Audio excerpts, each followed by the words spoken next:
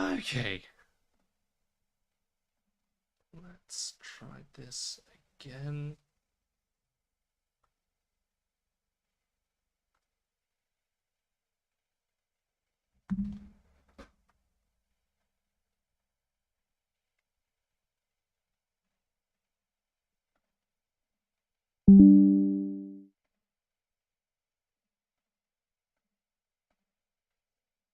Okay, right. I think that's working now.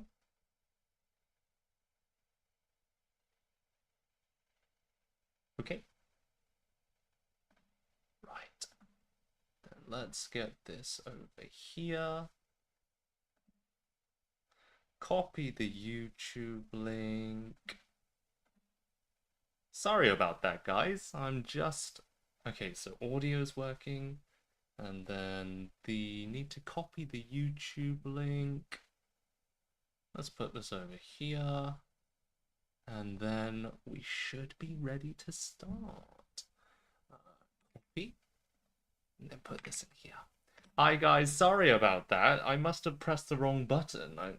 You know, computers are always so confusing.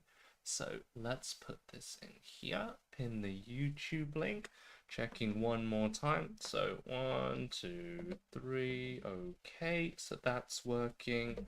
And then this is also fine. Nice. Okay. It doesn't. Oh my gosh, it looks like I had a nap earlier and I'm not very tired. I'm actually feeling pretty good. So I have no idea. Maybe it's just the lightings here. But how are you all doing? Are you doing okay? I'm just going to take a quick drink. Okay, so yeah, how are you guys doing? Sorry about the technical difficulties. Today we have a very exciting lesson. I've been doing this lesson with a lot of my private students, and they all seem to be enjoying it. And we had a lot of fun laughs about a few topics that I will share with you later today. But let me just quickly check the YouTube side. I want to check the camera's working, the sound is working, and then put this in here. Hi guys, sorry about... Okay, cool. It is working on that side as well. So, how are you guys doing? Did you have a nice weekend? Were you able to relax, get a bit of English study done, I hope? Um, I don't know how much you guys are studying or how you study. Personally, I've been slacking a lot on my Japanese studies, which is quite bad. But, oh, sorry, I forget the microphone is attached to the table, so I shouldn't hit the table. But I'm glad to see you guys are doing well. And yeah, thank you very much, Yaso Zia, and hopefully there'll be some interesting things for us to talk about today. Okay, but yeah, we'll just wait a bit more for people to jump in. I think we'll give it 2 minutes, and then we'll jump in. But yeah, I wanted to go out today, but it was like raining and the weather wasn't great, so I was like, I'll stay inside, do a bit more prep for the lesson, and then yeah, I'll go out on a weekday or something because on weekends everything's just so packed. Like you have to wait in line, and I hate waiting, so there you go. But so studying's going well. That's good. That's good. I'm not taking people on stage, unfortunately. I am because we've got a lesson, we've got a time schedule, got to keep organized. But maybe in the future. Okay. But all right. So hopefully there'll be some Japanese people. I already see our regulars. Eddie, nice to see you. And I see Etsuko, Ami. Hopefully you can help us out. But I will be very impressed if some of you foreigners like me can answer some of these questions. Because of course it's about Japan. So maybe there are some hidden Japan experts here. Okay. But yeah, I think we can jump into it very soon. You can see I've got my hair clipped. My hair is getting very long, and it's always like in my face, it gets itchy, and I'm always like doing this, so it's a pain in the neck. So I've even got two. Maybe I'll do this. I look like I'm getting a perm ready. Anyway, But oh, you finished your study? That's good. That's good. All right. Why don't we jump into today's lesson?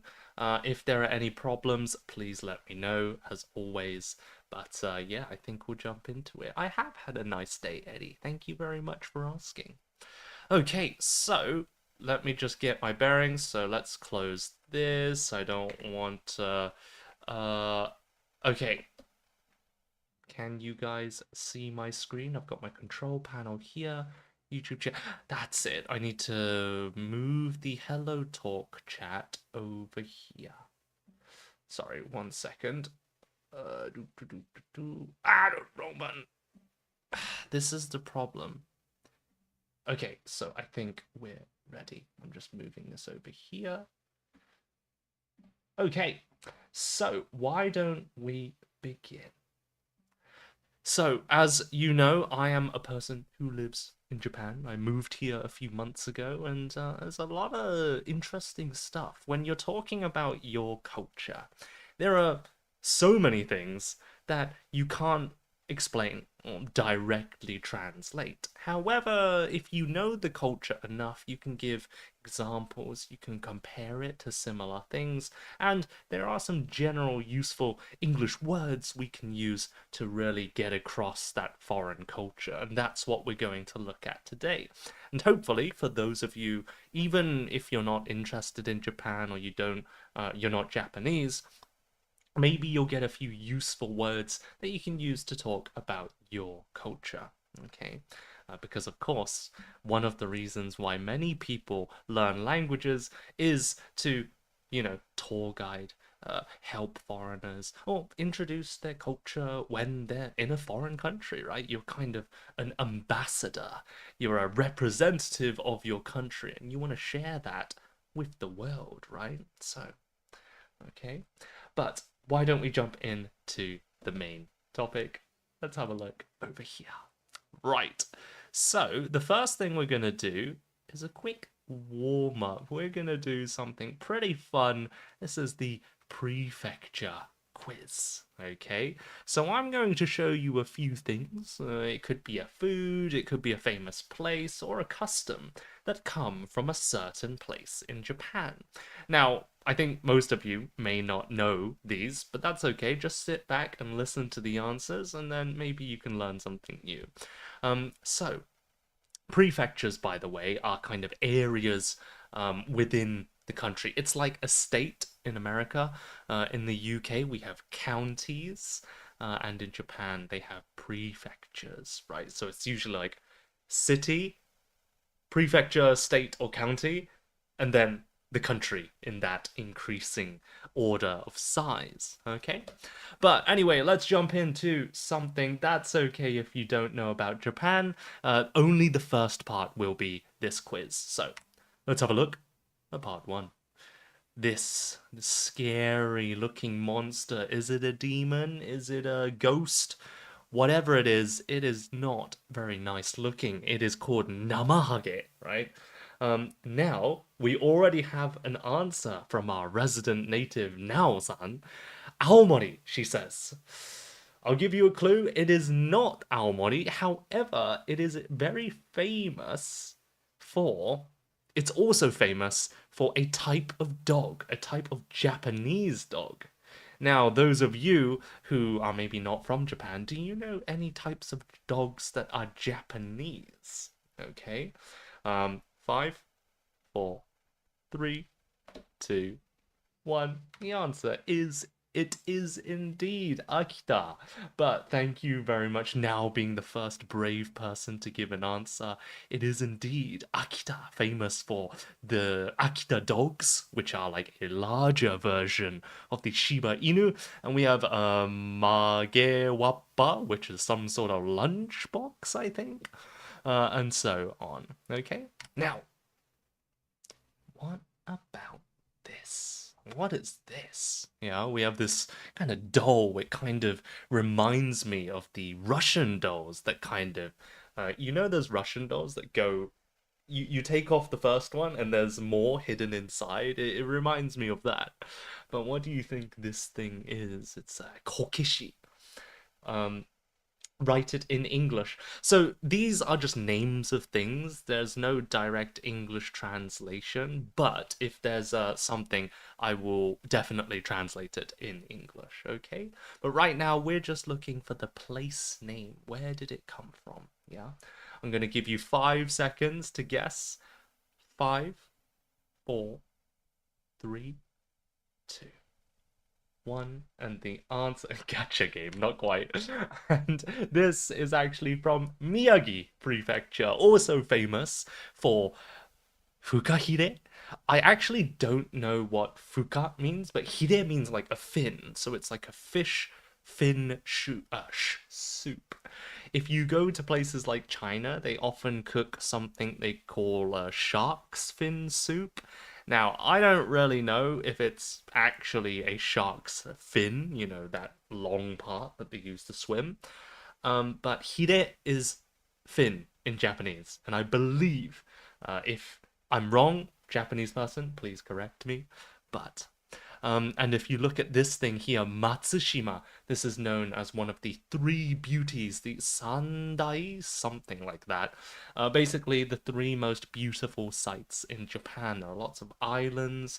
You can take a nice boat and kind of explore all of these very not deserted, but very empty islands. It's a nice way to get away from the city when you're a bit sick of the crowds. Okay? All right, there you go.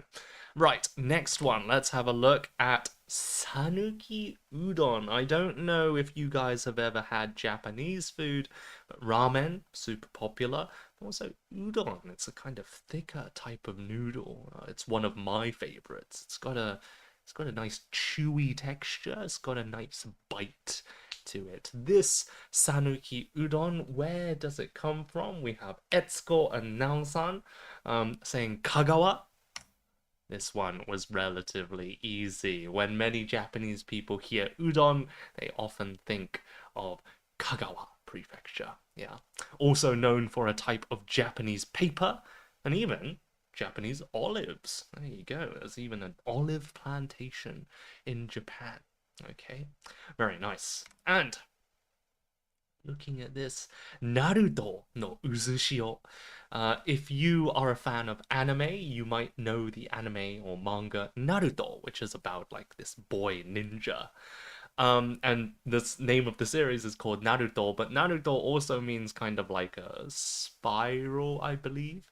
Again, going back to ramen, sometimes you get this like pink spiral fish topping, and that is also called Naruto. Okay, but let's have a look. Which place is this from? This is Tokushima-ken, which is also famous for sudachi, which is a type of what do you call it? Citrus fruit, similar to lemons and limes, but much smaller. Yeah. Oh, by the way, I didn't explain. Uzushio, for those of you who are learning Japanese, means whirlpool. Whirlpool, the spinning body of water that sucks many things in. If you've ever watched Pirates of the Caribbean, sometimes a whirlpool is like, and a giant kraken is sucking in the ships. So there you go. Very good, Zia. Exactly. Whirlpool. Okay. Right, let's have a look at the next one. The next one is Gunkanjima Battleship Island. Battleship Island. Of course, it's a previous US Army base, and it was famous for what was it? I think there's an underground coal mine or something like that. I don't know all of the history, but it looks like a battleship, so I believe it's called Battleship Island. ああ、間違った。大丈夫ですよ。全然気にしないで。So, Gunkanjima is also famous for castella, a type of cake. Five, four, three, two, one. This one's actually Nagasaki-ken. Yeah. Nagasaki, also famous. I think it's a port place, and there's a lot of churches, and one of the reasons is, for that, because Japan is mostly non-religious. I think it's something like 60 to 70% of people are not religious. Now, it's funny because they have a lot of religious ceremonies, like going to the shrine on New Year's Day, and kind of like, yeah, religious holidays. But if you ask them, are you religious? Do you believe in God? Do you pray? And things like that, most people do not, yeah. Um, but anyway, because Nagasaki is kind of next to the sea. It's a port. There are many boats that come in, and a lot of foreigners, they come to the ports first and they kind of spread their culture. And one of those was Christianity. And that's why there are a lot of churches in this area. I think there's also a Chinatown there, but there you go. Okay. Um, Please, Japanese people, if I make a mistake with some information, please let me know. Hi, Maya. Nice to see you on the YouTube side. Another Japanese person to help us out. You like my hairstyle? Why, thank you very much. It's getting too long, Maya. Okay, so let's move on to the next one. Oh, super famous. This is a tea plantation, a place where, what do you call it? A place where they, of course, plant tea and grow tea leaves so that you can enjoy a nice brew later. What's the place? 5, 4, 3, 2, 1. Oh, that was an easy peasy one for Etsuko now and Eddie. Very nice. Hi, Eddie. Nice to see you. Sorry, I was thinking of something. Anyway, so it's also famous for the tuna and piano. I did not know that. Okay. Now, this is an interesting one. And for those of you who don't know, shogi is a kind of Japanese chess, I think. Of course, it's very different, but it's the same where there are pieces, there are tiles, and you move your pieces. It's a very old Japanese game called shogi. Now, where does this come from? It is 5, 4. Ooh, we don't have any answers. Yeah, it's a bit more difficult. 5, 4, 3, 2, 1. It is now Yamagata. Very nice. Well done. Also famous for cherries. Okay? So Yamagata, a place that kind of produces a lot of these wooden shogi pieces. Yeah? Okay, nice. Moving on. We have denim or denim jeans, yeah? Now, of course, when I think about Japan, jeans aren't the first thing that I think about, but there are a certain type of vintage, very high quality jeans that are only made in Japan, yeah? But what do you think? Let's have a look. Etsuko and Eddie say Okayama. Let's have a look. 3, 2, 1. It is Okayama, and Maya also got that right. Very nice. Yeah, you know about your fashion. It's also famous for a type of pottery called なんだっけ? Bizenyaki. The resolution is too bad. I can't read it. But yeah, so lots of pottery as well. Next one. The Tanegashima Uchu Center, the Space Center, where they, of course, do a lot of space-related research. Okay, so I'll give you a few more seconds. 5, 4, 3, 2, 1. Wow, Maya, now very well done. It is indeed Kagoshima. And Eddie and Etsuko, very well done. Wow, you guys, I know it might seem like, how do I say it? Oh, of course we know about our own country. We know which places make these things, but in the UK, maybe it's just me, maybe I'm just stupid, but if you ask me, where is this famous product made in the UK? I would be like, I have no idea. Maybe Yeah, I just don't know. I don't even know like the shapes of the areas. I feel like Japan just knows a lot more about their own country. It seems a bit weird to say. Or maybe it's British people don't know anything about their own country. But anyway, that's fine. So let's move on to the bear brush. A brush that is used for maybe painting, maybe painting. I'm not sure actually. But it's made from a bear's hair. So Kuma no Fude. What do you think? Let's have a look. I'll give you a clue because this one's actually quite difficult. This place is also famous for oysters. Now, I think that's a huge clue. That one's much easier. But this place is also famous for oysters, and actually, my favorite food is fried oysters, kaki fry. I used to work here when I was, I think, during COVID, so that was 3 years ago. Wow, has it already been that long? But yeah, I used to work here. It is indeed Hiroshima. Very well done, Eddie and Maya. Good job. So there we go. If we have a look, whoosh, we have the huge map of Japan. There are so many wonderful things to do and see in Japan, and there's a real tourism boom in Japan right now. And of course, there are other problems, such as the over tourism. But it's not surprising to see why Japan is such a popular place. There's so much great food, there's so many festivals. Right now, I think it's the autumn season. Well, it's becoming autumn, and soon, hopefully in a few weeks, you'll be able to see the Koyo, which is like the autumn leaves, right? Imagine a huge park with just the maple, like yellows, oranges, browns, these beautiful autumn leaves. It's just, absolutely brilliant, you know? Especially if you're stuck inside all day like me and looking at your computer screen. It's just nice to get outside, especially because I think in most countries, spring and summer, it's like the nice temperature. Not too hot, but not too cold. Unlike summer and winter. But anyway, if you guys, Japanese people, do you have any recommendations for places to go? Now, of course, everybody goes to Tokyo, Osaka, Kyoto, and things like that. But what are some hidden gems that you might recommend?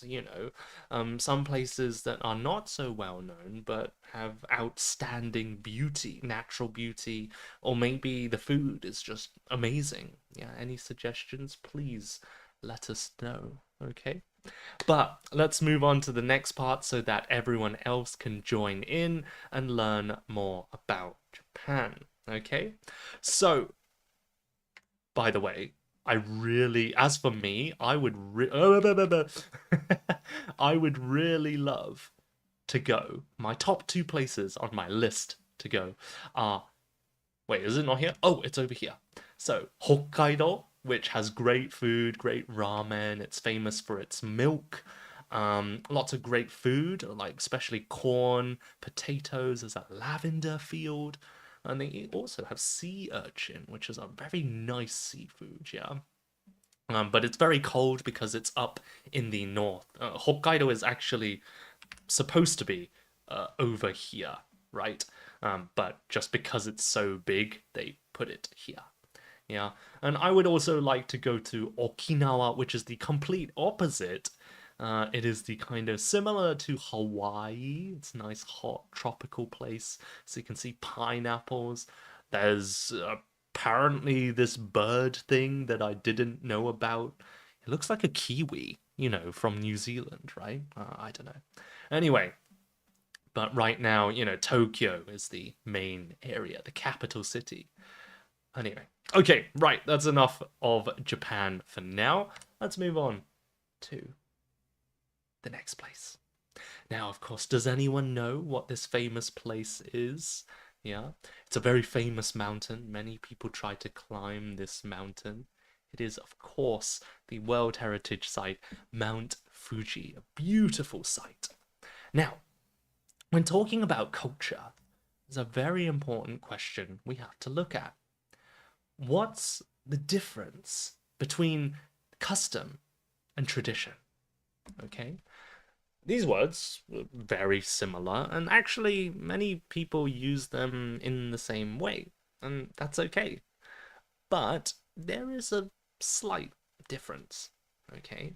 Does anyone know what we call, sorry, what we, how we describe the difference between custom and tradition? I need to take a drink. Sorry, maybe I am tired.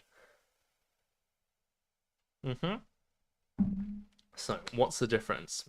So, first of all, a tradition is a culture specific behavior. Let me zoom in.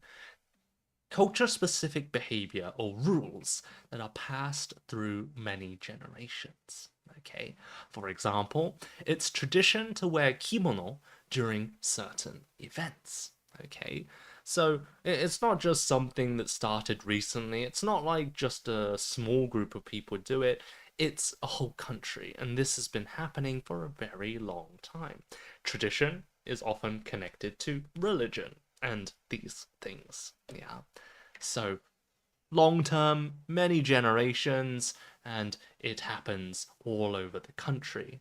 Now, if we look at the word custom, it's a common behavior or rule in one culture, usually more short term.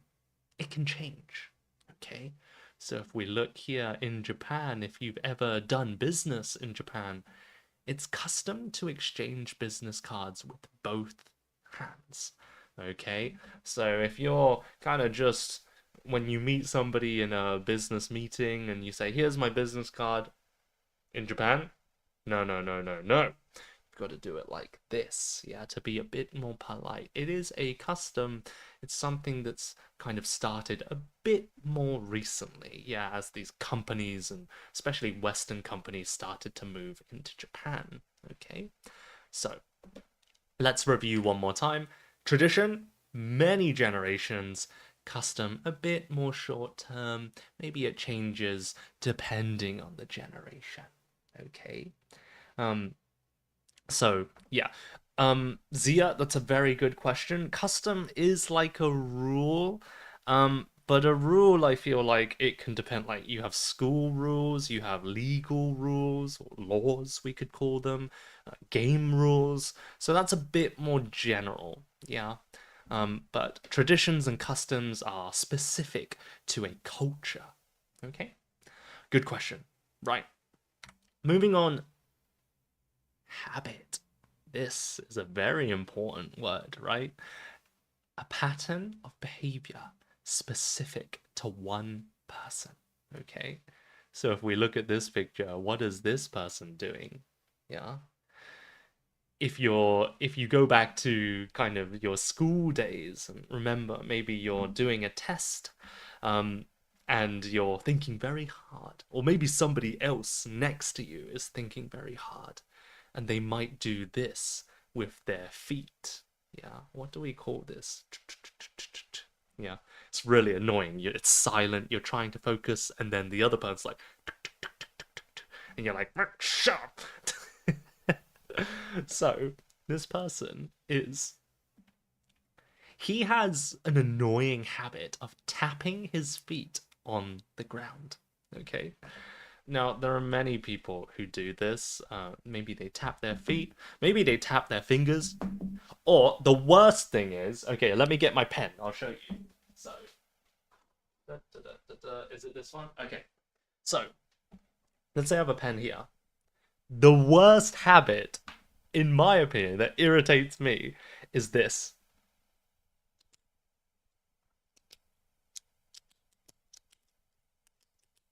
Yeah? When I do this thing with the pen, and it makes that sound, and because it's so silent, it stands out, right? The small sound really stands out, and you're trying to focus, you get distracted.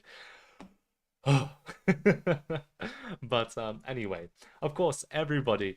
I'm joking. I've done it before, and what was it? It doesn't really annoy me that much. I was just kidding, but You know, everybody has their own habits, and they're often unconscious. We don't realize we're doing them. Now, a funny thing for me, when I was in university doing my final exams, one of my habits was when I had a really difficult question or I was thinking very hard, I would pull my hair like this, okay? And the more difficult the question, the harder I would pull my hair.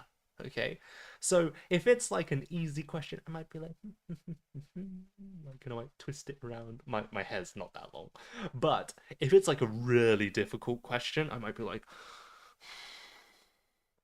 and then because I'm pulling so hard, the hair falls onto the paper. So you can know or you can see how difficult the question is for me based on the number of hairs that are on the paper. But that's just a unique thing for me. But there you go. Do you guys have any interesting habits or do you know anybody? Um, so let's actually talk about that now. Do you know any people with interesting, annoying, or weird habits? And what about yourself? Do you have any special habits? Um, there is a lot of interesting research done into body language and kind of unconscious habits in certain situations. For example, many children, when they're nervous, not only when they're nervous, but they have a habit of kind of biting their nails, right? If they're long. It's not a good habit, but especially for babies, because, you know, like dogs, they kind of want to chew on something. Like they like touching things, they like chewing things. They're kind of understanding the world through sense of touch. And one of their early habits is biting their nails. And for some people, it continues into their teenage years, and especially when they feel nervous, they might bite their nails. But do you guys have any interesting habits? When I'm thinking or studying, I play with my hair. Yeah, I think a lot of people do, especially if it's long, because you have more to play with. Like if you're bald, if you don't have any hair, there's nothing to play with. No, maybe you like stroke your head because it's smooth. I don't know. I'm not bald, but I feel like if I were bald, I would probably like polish like Sorry. I don't know if I'm being rude to bald people, but if I were bald, I feel like that's what I would do. Like touching my ear when I'm confused. Oh, interesting. Yeah, what do people you do when they're confused? Um, yeah, I think maybe something like this. Like, or like maybe touching their face, or maybe like sometimes I have a habit of like checking if I've shaved, like here. It's really annoying because I can't grow like a full beard or a full mustache. It's only these like two spots here and maybe like here or here. But I can't, it's always, it doesn't look nice. So I have a habit of checking, did I shave today? And then I feel it. No, I'm okay. And then 5 minutes later, I'll be like, did I shave today? And one more thing before we move on.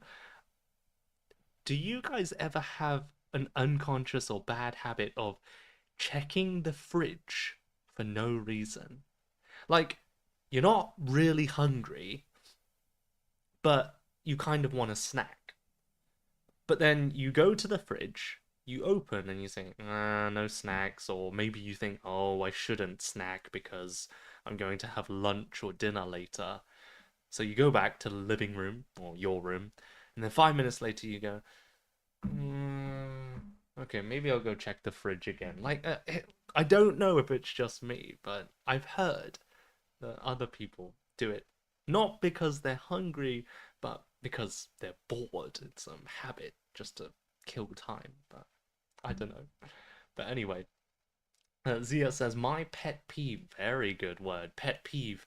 Something that annoys you specifically is when people make a sound when they chew or eat food.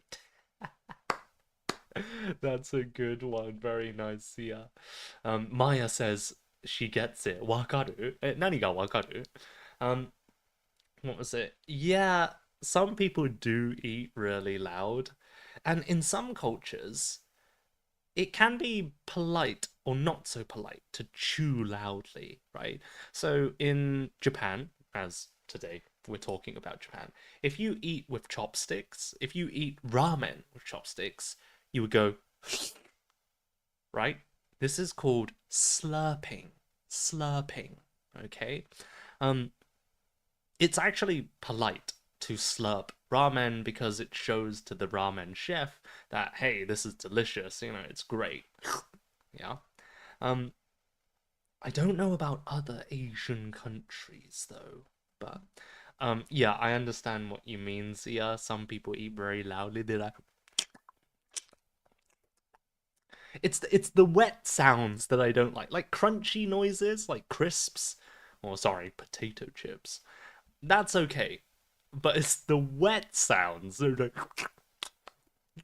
but do you guys like ASMR? Or the mukbang that's popular in Korea? Okay, right, let's move on. Oh, interesting. David says in Italy, it's not polite to slurp at the table. Interesting, yeah. Well, I wonder in Italy, what foods can you slurp? Because, of course, you can't slurp anything. Like, you can't slurp a pizza, right? Pasta, of course. It's not similar to ramen, but it's a noodle. Anyway, okay, thank you for sharing. Spaghetti, of course, that's it. Okay, so nasal core. I see, Maya. Right, let's move on to the first part of Japanese culture. Uh-oh, I forgot. It's not the pen. Right. So, what do you guys see here? This is a bit of a cartoon style, anime style picture of a Japanese place. Here it says Konbini 24 jikan, meaning 24-hour convenience store. Yeah. Now, this is pretty normal. Sometimes you might see a train crossing, in the street, or if it's an older place, you might even see a tram. These are similar to trains, but they're kind of on the ground. They are attached to the ground and run through the city. I think you have them in places like Amsterdam as well, but trams are also sometimes appearing in Japan. But we're not talking about trams, we are looking at this. What are these people doing? It's a very Japanese gesture. What are these two people doing? And interestingly, if you're from an Asian country like Korea or China, do you ever do this? They are greeting each other, Zia. What do we call this action if I do this? Oh, sorry, wrong one. If I go, "Milady," or you would often do this in front of the Queen, right? But in British culture, we don't normally bow. Only in probably only in front of the Queen, I think. Yeah, you'd say "Milady" or something like that. If you're a lady with a dress, you might go curtsy. You might lift up the dress. But for men, you would bow. Yeah. If you've ever seen those old British movies with the really stylish gentleman, I don't know, maybe James Bond, when they greet a very high class, elegant woman in this party situation, they might take the hand and kiss the back of the hand, and in that way they have to lower their body and they kind of bow. It's not exactly the same, but it's a similar action. Yeah. So, oh, sugar, I said the word. Okay, but very well done. The word is indeed bow. Wow, how did you guys know? Now, this word bow means moving your body in that way, but it also has one more meaning. Yeah, BOW. There's another way of pronouncing this word. We can say bow or b, bow. bow, for example, a bow and arrow. If you watch the Olympics, for every person competing in the archery event, they need a bow and arrow. Okay, so be very careful with the pronunciation difference for bow, bow, so like ow, very wide open mouth sound. If somebody hurts you, you might go ow, ow, ow. Yeah, so it's an ow sound. But if you're talking about the instrument used in archery, we would say oh, like oh my god, or oh my gosh. Yeah, we would say bow, bow. Okay, so don't mix these up. But of course, even if you make the mistake, we understand from the context. Now, there's a very cute picture of a cat here, showing or demonstrating 4 different types of bow, yeah, which is called ojiki in Japanese, yeah. Now, you don't need to know these words like eshaku, keire, saikeire, and dogeza. However, because of like anime and maybe, I don't know, Yakuza movies and things like that, you might have heard of the word dogeza, which is basically putting your hands, knees, and head on the ground, and basically it's a very strong form of apology. Okay, so imagine the Yakuza, they betrayed their family, um, and then they're caught by the Yakuza, and they need to really apologize because they screwed up. They did something really bad. Yeah. Um, so they would get on their hands and knees and say, I'm so sorry. And that is called dogeza. Yeah. But you have to mess up really bad. You have to make a huge mistake before you dogeza, right? It's like, you know, you accidentally killed someone's cat or someone's son or something like that. Yeah. Politicians might do it if they were caught like stealing money or something like that. However, there are also these other types, yeah. Ishaku, a very light bow, where they might kind of, it's used as a greeting, you know, when you're walking in the street and you're saying hi to strangers, not to like casual friends. Let's say it's like you go to the same supermarket and you recognize one of the staff members. You might say, "Oh, hi," yeah. But in Japanese, oh, you would be like, "Ah, konnichiwa," or something like that. Just a light bow, just to say hi, yeah. However, keire, a bit deeper, as you can see, it's like 30 degrees. Of course, it's not exact, right? We don't get out the protractor and measure 30 degrees, but it's just to show it's a bit deeper than the first greeting. Yeah. So keire is more like a formal bow. You might do this to your teachers at school. You might do it to, what was it, a home tutor or a doctor. Basically, any person who is your superior or above you in some situation. Maybe they're a doctor, or maybe they're your boss at work. Okay? And then saikeire is a bit stronger. Is it an apology? I forgot. I think you Japanese people will have to help me here, but I can't remember if it's an apology or just to show thanks or something like that. But all of these types of bowing definitely show some type of respect. Okay? All right. So let's move on. Now, here's an interesting question I would like to ask you guys, even if you're not from Japan. I'd like you to share your opinion from your country. Okay? So let's have a look. In many Western cultures, shaking hands or hugging is a more common greeting. People often say physical touch can break down barriers quickly. Foreigners say bowing is great for respect, but they feel it sometimes creates distance. What do you think? Okay.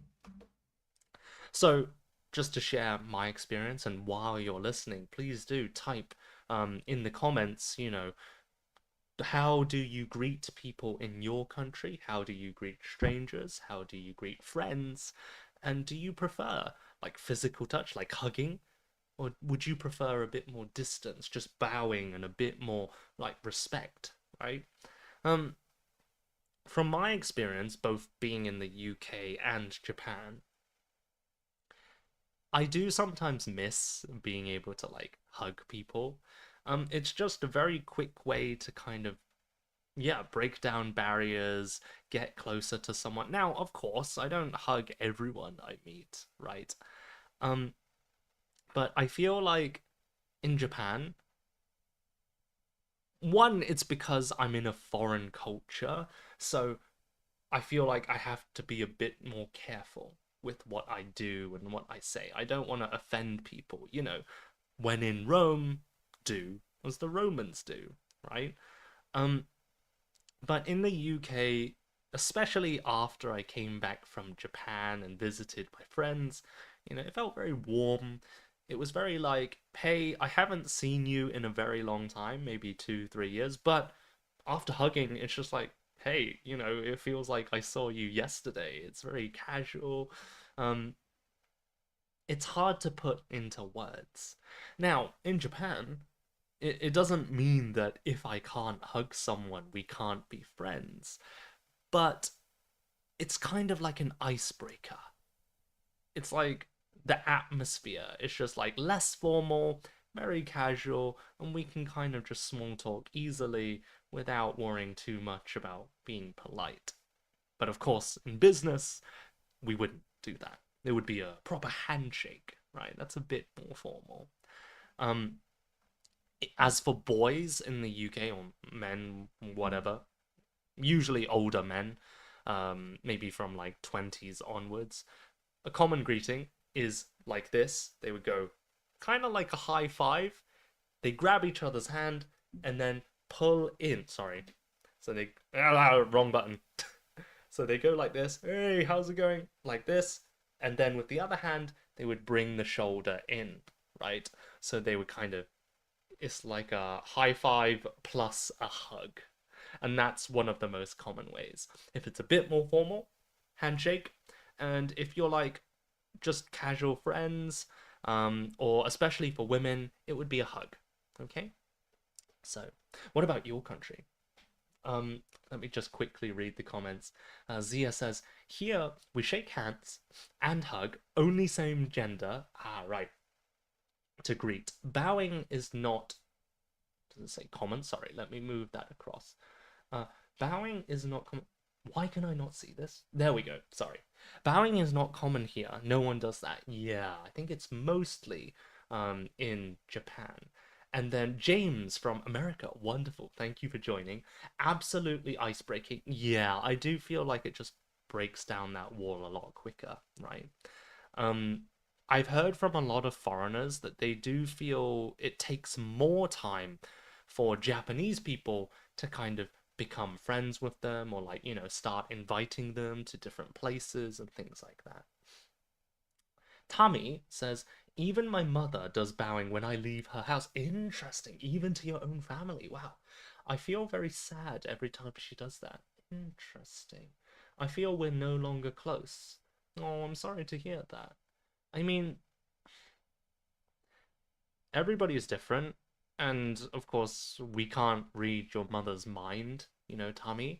Um, she might have a good reason for doing that. Maybe, her mother did that to her, and that's what she's used to, right? Um, it might not be because, you're not close or she doesn't love you.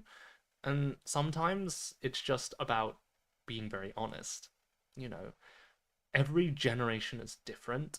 We're all brought up in different ways, and we're all having to deal with different challenges. Like, the young children of today have to think about AI, misinformation, not getting addicted to social media. And maybe, our previous generation had to deal with things like, domestic violence, what was it? physical abuse, especially as a punishment in schools, in Asia, using bamboo sticks to hit people, that was normal, that was acceptable. But nowadays, if you hit a student, you're fired. Get out, right? It's not acceptable at all. But yeah, it's not easy, but Tommy, maybe it might be an option in the future to talk to your mother. You say you want to be closer. Of course, I don't know your situation, but it's difficult, isn't it? Yeah. Even me, I'm not super close to my father because he was quite a strict parent, but I am very grateful for all of the things he's done for me. And although we're not close, like I don't talk to him about my problems, um, I would happily, if he gets sick, I would happily buy a ticket from Japan, go back home straight away just to see him, right? But yeah, being close and love, it's a very difficult topic, right? But anyway, um, Zia says bowing, I think, is mostly common in Japan, China, and Korea. Bella says it's not in China. Interesting. Thank you for that viewpoint. Great stuff. Um, and then I don't remember I have ever bowed in the last several years. David, in South Italy, they shake hands and then give a hug, kissing on the cheek. Ah, just a symbolic kiss. In the north, they just shake hands. Yeah, depending on the area, you also get different variations, right? Um, one small story. The first time I went to France with my French friend from university, I met a lot of his family and friends and his cousins and things like that. We went to a French restaurant and so embarrassing. Okay, let me take a drink before I tell you. In France, do you know how they greet people in France? Even strangers. Okay, maybe not strangers, I'm not sure about that. But often, they will do a kiss on the cheek. Okay? Now, I didn't know because my friend was like in front of me when he greeted everyone. I couldn't see his face, like it was blocked, right? I could only see the back of his head. So basically, he did this, right? So to me, it looked like he used his lips to kiss someone directly on the cheek. So imagine this is the cheek here. So to me, it looked like he did this, right? So, of course, I copied that. But actually, what you're supposed to do is this. You pretend to kiss and you go cheek to cheek. Kissing someone on the cheek is only for family or maybe your girlfriend or boyfriend. But I didn't know that. So I went to this gathering of family and friends, and this girl who I've said nothing to, we didn't even, like, I don't even remember if I even said hello. And I just went, because I thought, well, everybody else is doing it. When in Rome, do as the Romans do, right? And then later, my friend said, by the way, Eric, I know I know you're from the UK, but can you show me how we greet each other in France again? And I was like, yeah, sure. And then I demonstrated like with my thing. And he was like, and I was like, what? I do not feel good. What's wrong? And, and so that was my traumatic culture shock. Anyway, sorry. Sorry, I'm ignoring the YouTube chat. So, going back to the question, Maya said, that's true. Japanese people may not like becoming too familiar with someone too quickly. That is completely fair. I completely understand that. Even when I went abroad, I found it hard to get used to hugging. Yeah, it's really tough. And I think, oops, sorry, wrong button. Especially for when it comes to men and women, I don't want to say for all men, but from my experience, unfortunately, it's more common for men to have ulterior motives. An ulterior motive is a hidden reason for doing something, right? And it's even, it happens on the HelloTalk app. HelloTalk is an app that's supposed to be for language exchange, but so many people use it as hopefully a way to find a new partner. So at the beginning, if they see a really nice profile picture, they might message the person and say, "Oh, hey, I saw that you're really interested in languages. I study a bit of German myself. I'm quite serious about my German. I do 5 minutes of Duolingo every day. Don't worry, yeah, I'm pretty good." And something like that, right? So they pretend to say, "I'm here for language learning," but their ulterior motive, their hidden reason, is to maybe, hook up with or become in a romantic relationship with that person. So, unfortunately, this happens more with men to women. Um, I think it's a fact. It's not just my random opinion. I'm not sexist. I'm a man, and I don't want it to be this way. But just if you look at the female, what was it? When you look when women post pictures, you will often see the comments of men often saying, "Oh, you look so beautiful." To be fair, that's not wrong. Okay, some people might genuinely, honestly, and sincerely be saying, "You look great," or "I love your, fashion. The necklace goes well to top." In that case, it's fine, right? But some people do have ulterior motives. Okay? I wish I were a handsome looking man. Anyway, so, what was it? Yulia, nice to see you. Good. At least not on the lips, Tammy, talking about the French culture shock. Yeah, at least it wasn't on the lips. I think I would have been arrested if I did that. But there you go. Bella says, 5 minutes a day, you'll stay A1 forever. Shh, Bella, shh. I don't actually study German. I'm the type of person, I'm crazy about Japan and Japanese, so I will not study another language until I've mastered Japanese, which will be never, but I'm being too lazy with my Japanese. I need to get better. I want to talk about what's a deep topic. I want to talk about destiny. I want to talk about dreams and psychology.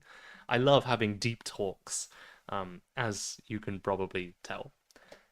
But anyway, let's move on to the next. Sorry, the next part. Okay, pen.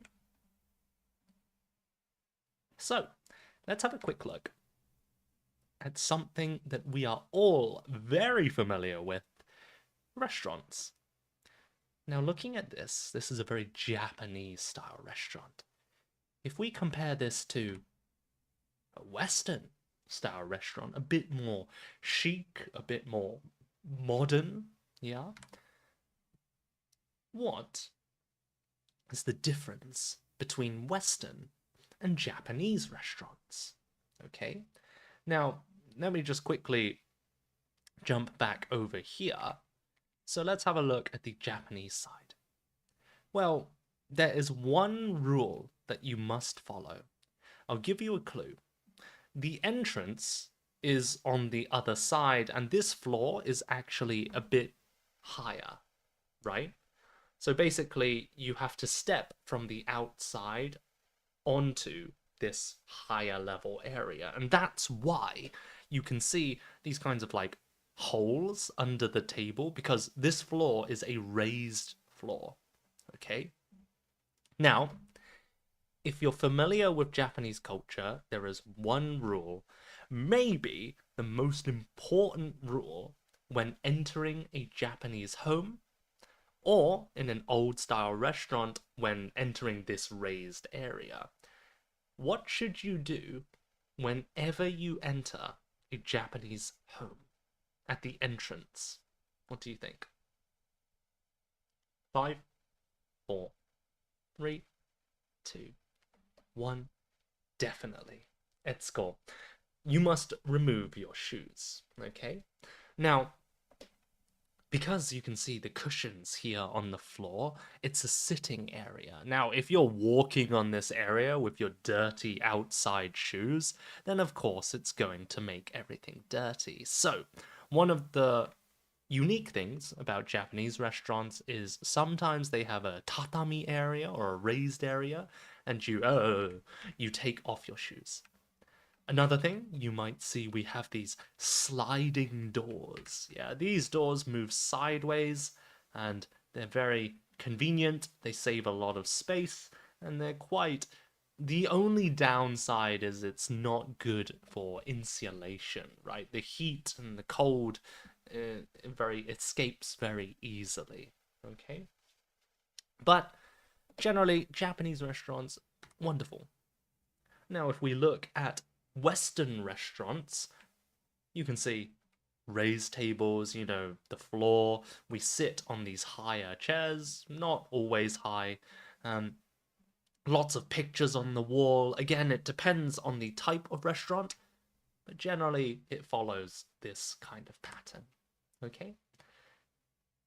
Now, just quickly reading a comment from Bella, some Western people, like in the other extreme, wear their shoes when they lie in the bed. That is completely right, Bella. I've seen that when I was in university. I saw people doing that, and I was like, okay, but please do not come in my room with your shoes on. Like, get out. It's just, horrible. And especially because a lot of teenagers going to university, they often they spill things on the floor, they're dirty, and the floor can be sticky sometimes because I don't know, they spill alcohol or like fruit juice on the floor and they don't clean up, they're lazy. Um so the floor's not clean. But thank you, Bella. That was a good point. Now, if you've ever been to a Japanese restaurant, you may have seen these things called oshibori, which are wet towels, and they're often very warm. Yeah, it's especially nice in winter when you come out, when you go into the restaurant from the cold outdoors, and then waiting for you on the table is a freshly steamed, hot um face towel or a wet towel. Yeah, it's so hot that it's steaming. You can see the steam rising, and you open the plastic packaging, and then you warm up your hands. And some people wipe their face. I have a question to you, Japanese people. Are you supposed to use this towel for just your hands, or do people use it for their face as well? Are you supposed to use it for your face as well? I don't know. Please let me know.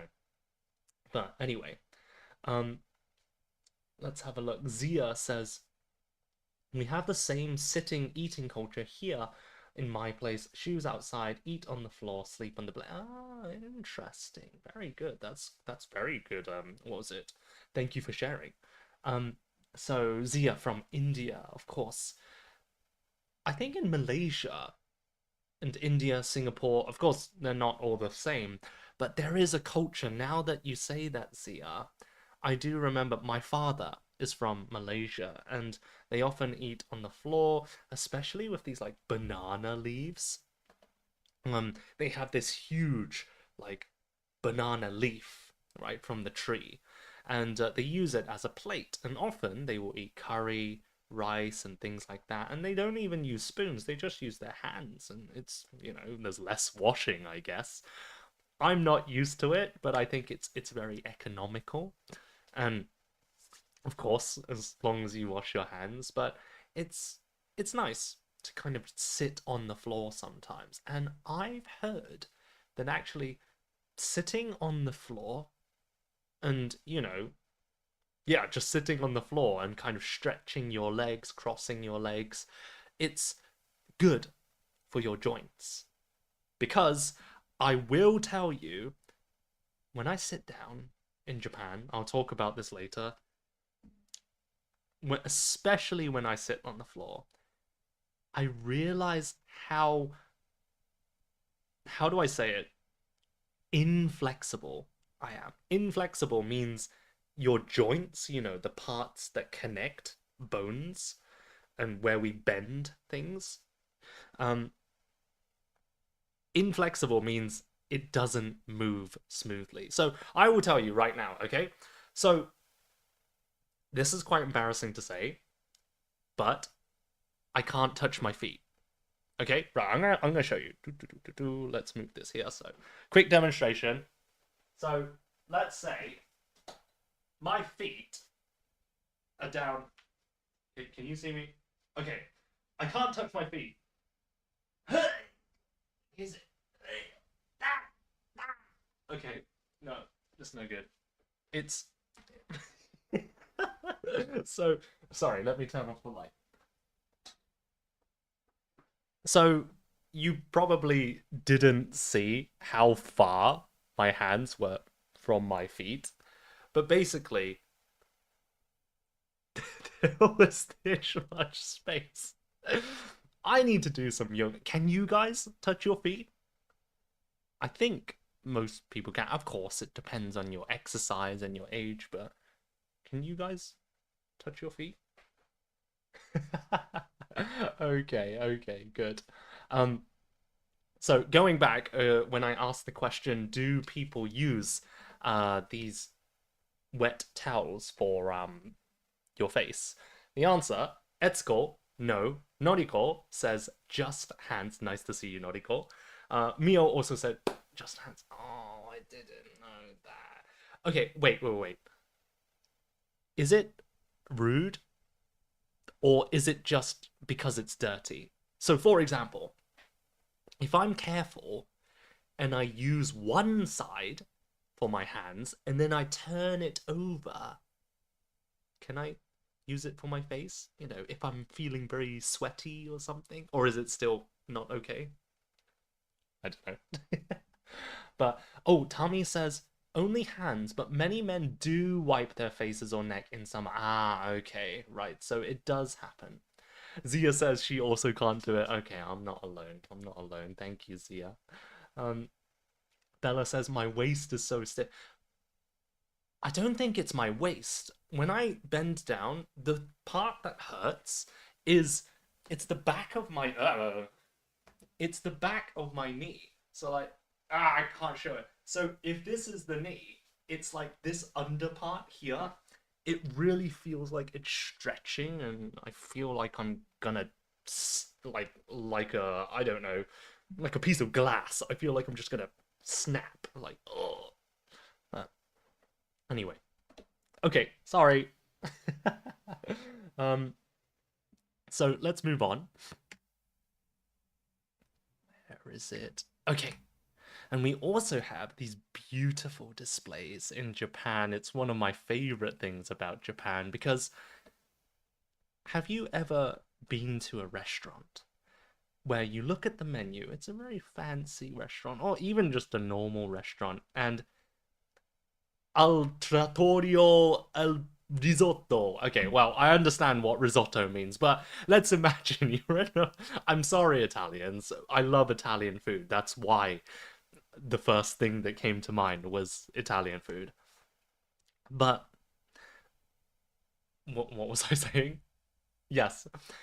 You read the menu name and then you think, I have no idea what this is. And yes, it says the ingredients, but like, is it like a side dish of prawns? Are the prawns like mixed into the spaghetti, or is it like on top, or like, you know, you don't always get a clear image of what you are ordering, okay? But in Japan, it's perfect. And you can see exactly what you're getting. It's very easy to order, even if you have no idea what the name is. Yeah, you can clearly see, oh, okay, so there's a bowl of noodles, there's also a rice bowl, some fried something, and so on. Right? It's super clear what you're getting, and again, I will have to ask Japanese people, but it looks like everything is to scale. To scale means exactly the real life size. Yeah. So, you know how sometimes in advertisements they might try to make things look bigger? Or, yeah, usually make things look bigger. Like if you go to McDonald's, you'll see that beautiful burger. It's like juices are flowing out, perfect lettuce and tomatoes. And the burgers are really thick. And then you go to buy a nice Big Mac from McDonald's, you open it, and it's like, whoa. It's just like, it's sad, it's dry, it's grey. It looks nothing like the picture, and the size is different as well. But I might be wrong, but I think it looks like most of these samples or displays, they have to be to scale. That is real life size. I don't know if it's a legal regulation, but everywhere I go, I feel like the samples are to scale, but I could be wrong. Anyway, so let's just quickly have a look. Sorry, I'm just reading the comments. Um, guys, you guys are so quick. Can you slow down with the comments, please? Sorry. So quickly, Maya says, ah, only hands. Oji-san dake kaofuku. So she's saying only like old men like wipe their faces. Maybe I'm an old man. And then 体が硬いやん. Maya said, wow, you are so inflexible. And then, sorry, looking at the hello talk, it's like it's going to tear out a muscle. Your hamstrings. Wait, hamstrings? I think Bella might be right. The muscle that is like, you have your thighs, and the back of the thigh is called the hamstrings, and that connects to your knees, I think. So very good vocabulary, Bella. And then Zia says, yes, I like that about Japan. I've read even food packages have the same size.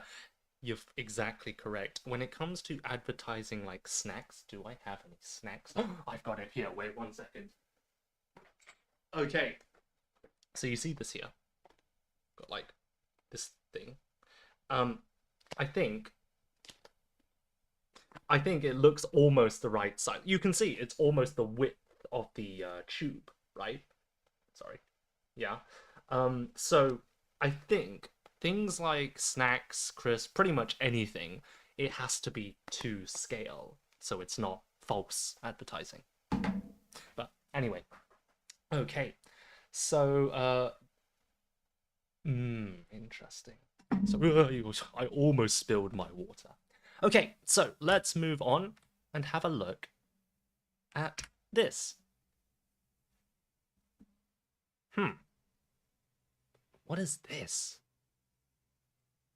Can anyone tell me? What do you think these things are? Interesting. Zia says popcorn. It's not popcorn, but it's kind of similar. Ooh, Ping says ingredients. Grace says condiments.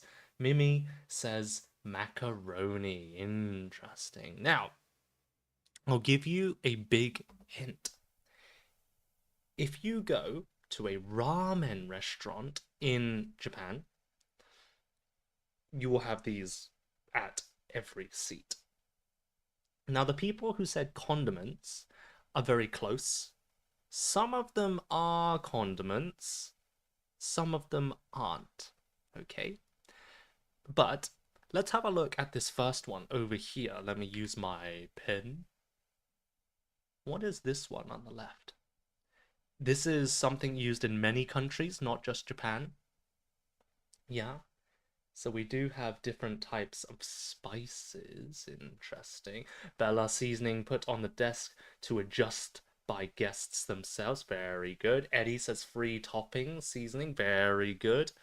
So we have different types of spices, but can you tell me what kinds of spices? Yeah. I don't want to give you the answer yet, just for some vocabulary. Yeah. What do you think these spices are? What do you think this sauce is? Any ideas? So, no, now it says garlic. That is indeed garlic. Very good now. Well done. And then anything else? Right. Oh, now it says kosho. Kosho is indeed pepper. Very good. Chili flakes, salt, and ketchup. Those are also very good guesses. Yeah, soy sauce, vinegar, soy sauce, ninniku, vinegar. All right, let's have a look at the answers. Some great guesses, guys. Well done. So, the answer is there we go. We have black pepper, black pepper, kare, kona, curry powder, and then tokusei ichimi, which is like spice. I don't know if it's togarashi, some sort of chili flakes. Yeah. Then we have panchijiru. I actually don't know what this is. I think it just makes the ramen broth a bit punchier, a bit stronger. Yeah, kind of like soy sauce, I think. And then we have garlic, vinegar, osu, osake? I can't see it. Anyway. And then we have some like tempura flakes kind of thing. Yeah. So these are some additional seasonings and toppings that you can put onto your ramen, as Bella said, to kind of adjust the taste. Okay. Nice. And David, very good. Wasabi and miso. Unfortunately, none of that here, but wasabi and miso are both very Japanese, very core ingredients in Japanese cooking. Okay, now let's go onto the other side of the world, maybe from America or the UK. You might see these kinds of things. Okay? Now, I'm going to give you 20 seconds. Please write down as many different things that you can see. Okay? So, what do we call these types of seasoning, spices, sauces, and so on? Hmm. What do you guys see? Oops, sorry. Wrong button. Okay.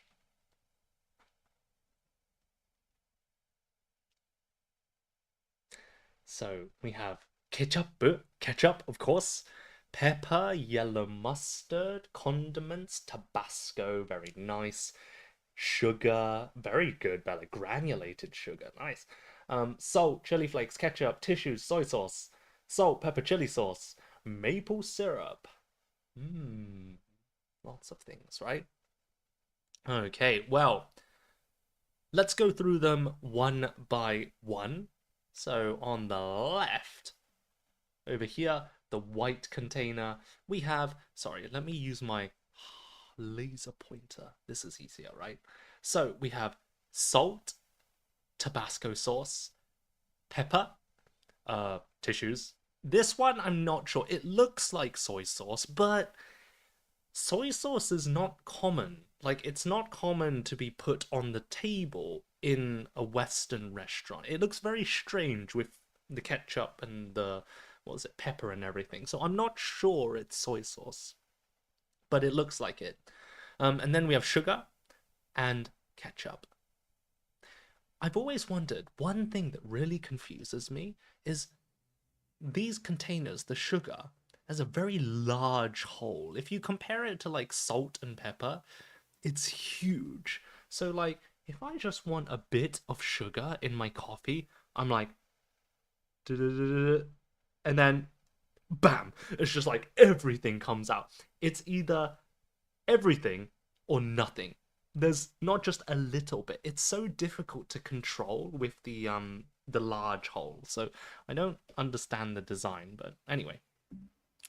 Here we have HP sauce, also known as brown sauce. I don't know how to explain it. It's kind of like fruity, sweet. I can't explain it. It's just HP sauce. Then we have ketchup, barbecue sauce, vinegar, and mustard. Okay, nice, well done. Now, HP, like HP bar in a game. Now, question, in your country, when you go to a restaurant or maybe at your home, what are some common condiments, spices, seasonings that you put on the table, right? I'm not talking about things that you only take out when cooking. I'm talking about like on the table all the time. Yeah. Are there any common sauces, seasonings, or things that you have in your country that are always on the table? For us in the UK, we often have these things. Yeah. But what about your country? Grace says vinegar and soy sauce. Ooh, in China, yes.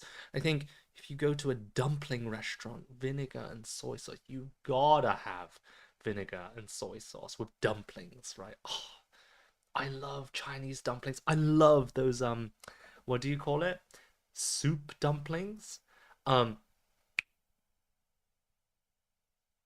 uh, no, I can't say the Chinese. I can't remember. I remember siu mai, and then we have lao gamma. That's a chili spice sauce. That's not dumplings at all. Bao. Okay, no, I can't remember. Anyway, but there we go. Grace, you hate dumplings. Why? You're Chinese. You can't hate no, of course you can hate dumplings, but are you really Chinese?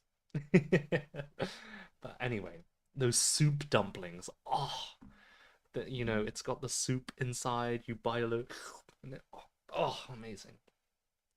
Anything. So let's move on. Yeah, I'm feeling hungry too. So let's have a look at these words. Sorry, I've lost one of the things. Okay, here we go. So, gyoza no tare. Very good, Maya. Thank you. So we have two groups here. On one side, we have mayonnaise, and the other, we have salt. I will not tell you what the groups are, but can you match all of them using your brain? Yeah. So let me use a pen. If we look at maybe ketchup, it's quite similar to mayonnaise, right? We have chili powder, it's kind of similar to salt, right? So what are the two groups? And where does each thing go to? Okay, don't worry, there are a lot of ingredients. I don't want you to write all of them. Just think about it, look at the screen, and think, okay, this one here, but what are the two groups? Maybe you can comment the name of the two groups. What do we call these two things? Okay, I'll give you 10 seconds. 10, 9, 8, 7, 6, 5, 4, 3, 2, 1. Okay. So you need time. Okay, I'll give you a bit more time. 10, 9. Spices is close. You can say spices. It's also a similar word. There's another word beginning with S. Ooh, liquid or dry seasoning. That's close, Eddie. Nice try. Powder and sauce, Mio says. Good idea. Mm. Okay. Right. And the answer is, let's have a look. Drum roll, please. Dun. Where's the pen? Ah, wrong button. Sorry. it's because I have so many different windows open. Okay, so we have on the right side seasonings, oregano or oregano, depending on which type of English you speak, salt, pepper, chili powder, garam masala, a type of curry spice. Sorry, paprika and cinnamon. Now, if you're from Japan, be careful because paprika or paprika in Japanese refers to the kind of red pepper. Okay, the red pepper. But in English, paprika is the chili spice. Yeah, it's similar to togarashi, right? Paprika is a ground spice that you put into chilies and other spicy dishes. Okay, but anyway, going back to this, paprika and cinnamon. And on the left side, we have mayonnaise, chili sauce, ketchup, barbecue sauce, and gravy. And these are condiments. Okay. Now, some of you said liquid, dry, right? Sauces, powders. And you're not wrong. Yeah. But two more words, two of the most common words, are called condiments and seasonings. Now, of course, there's the main difference. One of the main differences is dry versus wet or liquid. But there's also a very big difference, and it's related to the timing and cooking. Can anyone tell me, when do we use condiments and when do we use seasonings? Okay. Generally, when do we use condiments and when do we use seasonings? They are different. And it confuses many people who are learning English because they think they're the same thing. Okay? So, seasoning in the salad. Really? You're adding seasoning to the. Well, yeah, I guess a bit of salt or like. But if you add salt to the salad, doesn't all the water come out of the vegetables? But anyway. Grace says, while we're eating, we use condiments. While cooking, we use seasonings. I think that is a very good answer. Seasonings are used while cooking, when you're boiling the pasta, or when you're making the sauce. And another thing is that they're essential. You need these, otherwise there's no flavor. Okay? Now, there are some seasonings that we can add to change it to our taste, like pepper or maybe like garlic powder. It depends on the food. But generally, seasonings are essential. Okay? And they're used while cooking. However, condiments are optional. You don't always need mayonnaise or ketchup with your fries or chips, but they're often nice. Okay? Now, it's a bit, how do I say it? It's quite controversial. If you go to a nice restaurant, and let's imagine you've got, what was it? Perfectly cooked chips. Like, let's say the perfect amount of seasoning, maybe a special garlic, herb, butter sauce or something. They cook the chips or fries like 3 times. It's super crispy. Yeah. And then the customer, sorry, the customer says, "Can I have some ketchup, please?" And then they say, "Okay."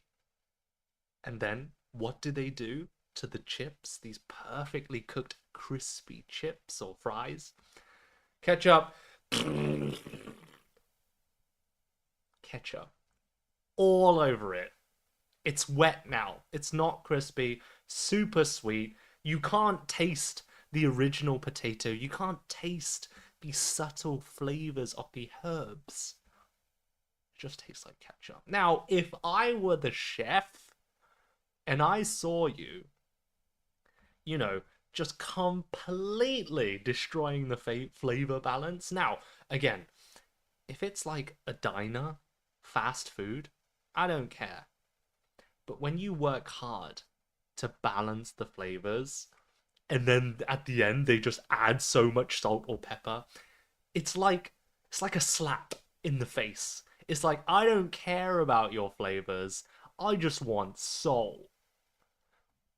Like, how would you feel if you were the chef? But of course, in a restaurant, you're paying for the food, you're paying the money, so it's your right to do what you want. But for me, if I were the customer, sometimes if it's a nice restaurant, I very rarely go to nice restaurants, but I'm a bit hesitant. I'm a bit scared of asking for ketchup or mayonnaise. At least I want to try it with no extra things at first. And then if I feel like, oh, it's a bit dry, I want some mayonnaise, then that's okay. But how do you guys feel? Okay, so sorry. Let me just quickly catch up on some of the comments because some of you guys gave some really nice comments. Bella says, I like to put ketchup and cheese. Oh, ketchup and... Wait. Ketchup and cheese in the dumplings, Bella? That's a new one. I have never heard of that. But it sounds good. Like, tomato and cheese is quite a common combination, so ketchup and cheese sounds good. Yeah. I love cheese in anything. I will put cheese in, like, fried rice, put it extra on pizza, dumplings, in my tea or coffee. Okay, maybe not tea or coffee, but anyway. David says, in Italy, it depends on the food we're serving salt, pepper, oil, vinegar, always. Other sauces depending on the menu. Interesting. Yeah, it really does depend on what you're eating, right? Grace, I'm a southerner. We might eat dumplings with soup, but we actually prefer wonton. Ah, I love wonton. Wonton are like... it is like a dumpling, but a different type of dumpling, usually in a soup. Oh, there we go. The skin is much thinner than other dumplings. Um, and then they become soft. Oh my god, ketchup with pasta. Yeah, some people do add ketchup with pasta. I don't like adding ketchup. Maybe I might add seasoning, but ketchup ruins the taste. Yeah, it depends on the sauce as well, right?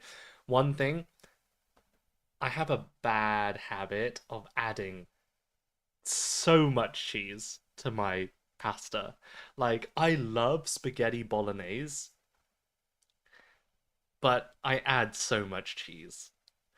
It's good. Luckily, I don't have a girlfriend, so then I don't have to worry about having. Of course, if I had a girlfriend and I was going on a date, I would worry. But, um, like, sometimes in the Italian restaurants, if it's fancy, they will give you or they will grind the cheese for you, right? And often in the West, if they give you the cheese, they will say, please say when, or just say when. This means just say something when you want me to stop. Okay? So, would you like some parmesan on your pasta? And I might say, oh, yes, please. Just say when. And then they start. And then this is how much, or this is how long I would wait, yeah? So just say when.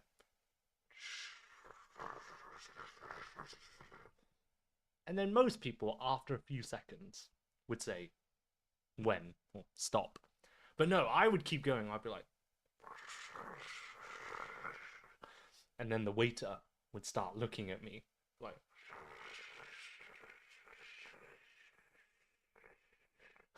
and I'll be like, like, oh, I add so much cheese. Anyway, it's really bad. I know. I'm sorry for people from Italy. David, I apologize.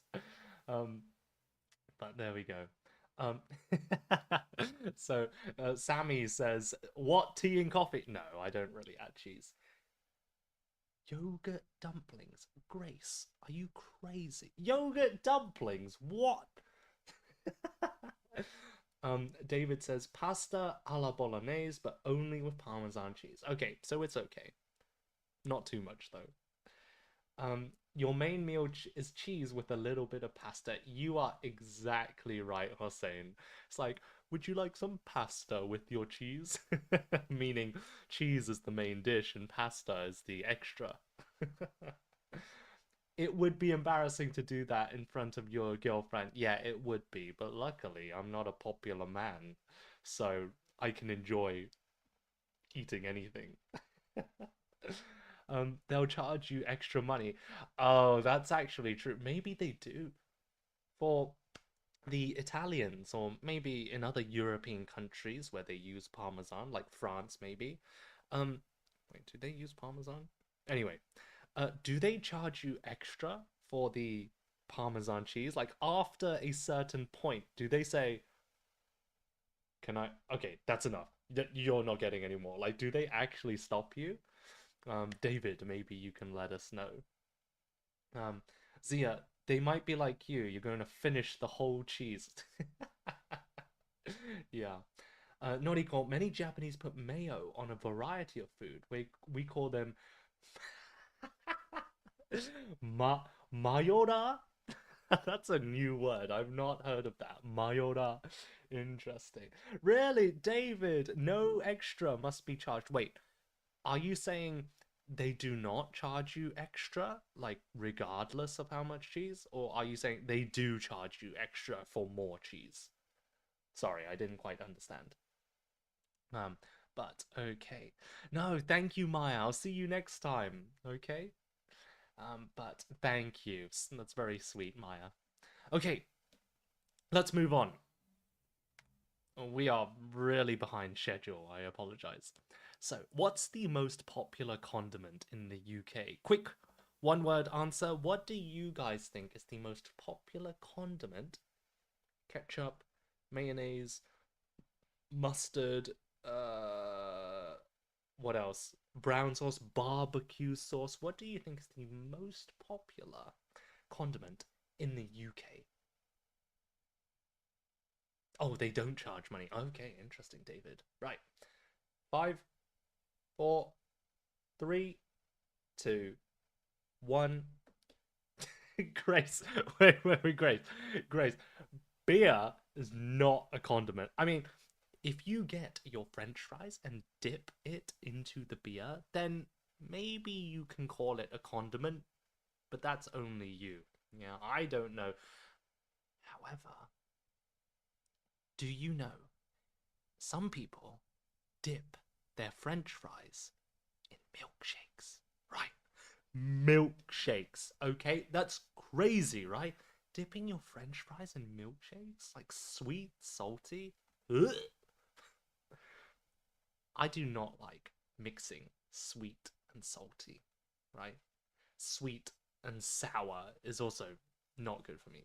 I prefer just like salty, savory, or sweet.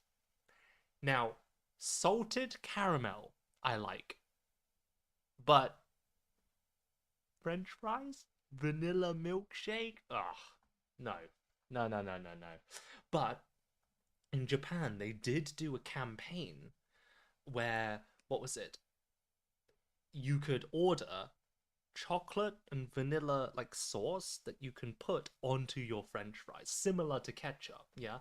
Instead of giving you ketchup, they would give you this extra sauce packet and you can put this like sweet chocolate and vanilla sauce. But anyway, David says in Italy we say that to know where to eat well, put a compass on Rome, and the further you go away, sorry, I think it says away, um, the worse you eat. So the further away from Rome, the worse the food gets. Interesting. I didn't know that. But there you go. Okay, so the most popular condiment in the UK is da da da. It's actually ketchup, which might not be surprising to you. Yeah, ketchup around London, maybe this place, that place, Scotland. You can see I'm not very good at the geography of the UK. But yeah, places like Bristol, Glasgow, London, ketchup. The second most popular is, of course, mayonnaise, and then some people like gravy and brown sauce. Okay. Now, actually, I do like gravy, but gravy is a bit of a pain in the neck because it's a hot sauce. It's like a curry sauce almost. You have to heat it. But ketchup and mayonnaise, it's already made, in a factory. And you can just buy ketchup, put it in the fridge, and just use it when you need it. But gravy sauce, you need to cook it hot. So I love gravy, but it's a pain in the neck. Yeah. The least favorite sauces are horseradish. I don't really know how to explain this, but yeah, horseradish and mustard.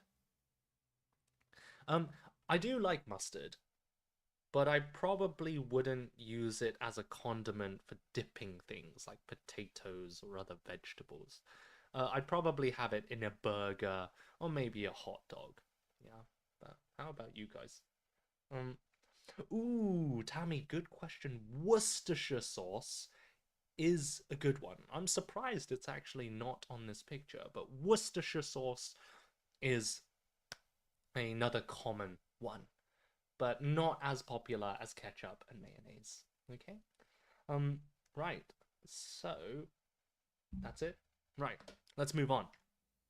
So we went a bit off topic on food, but let's go back to Japan. Now, in many Japanese houses, you have this thing called zataku. Nandakke? Something taku, which basically means low table.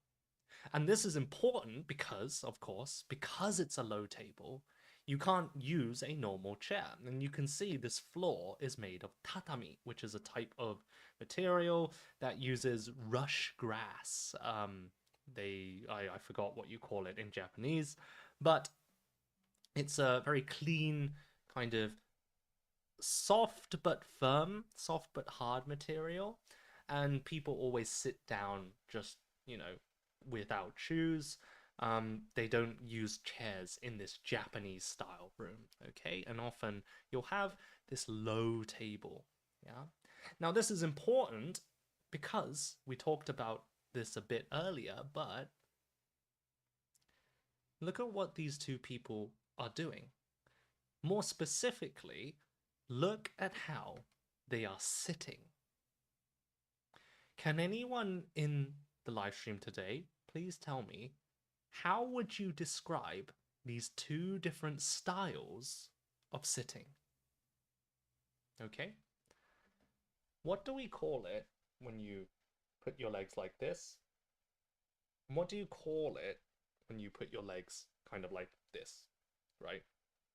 It's hard to demonstrate, but kind of like this. Your legs are under your knees. Yeah? I'll just give you a few seconds.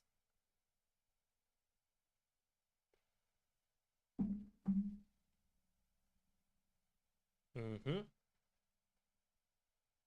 Mm-hmm. Right. Very good. So, we have some great answers. The person on the left, he's sitting cross-legged. He's crossing his legs. Okay? And this is very common in many countries. I think most countries around the world. However, in some cultures, especially with certain martial arts or in religious ceremonies, you might have this position on the right. Yeah, this little girl. And it was similar, if you remember, when bowing, if you're doing the dogeza, you kind of have this position. Okay? But how do we describe this sitting style?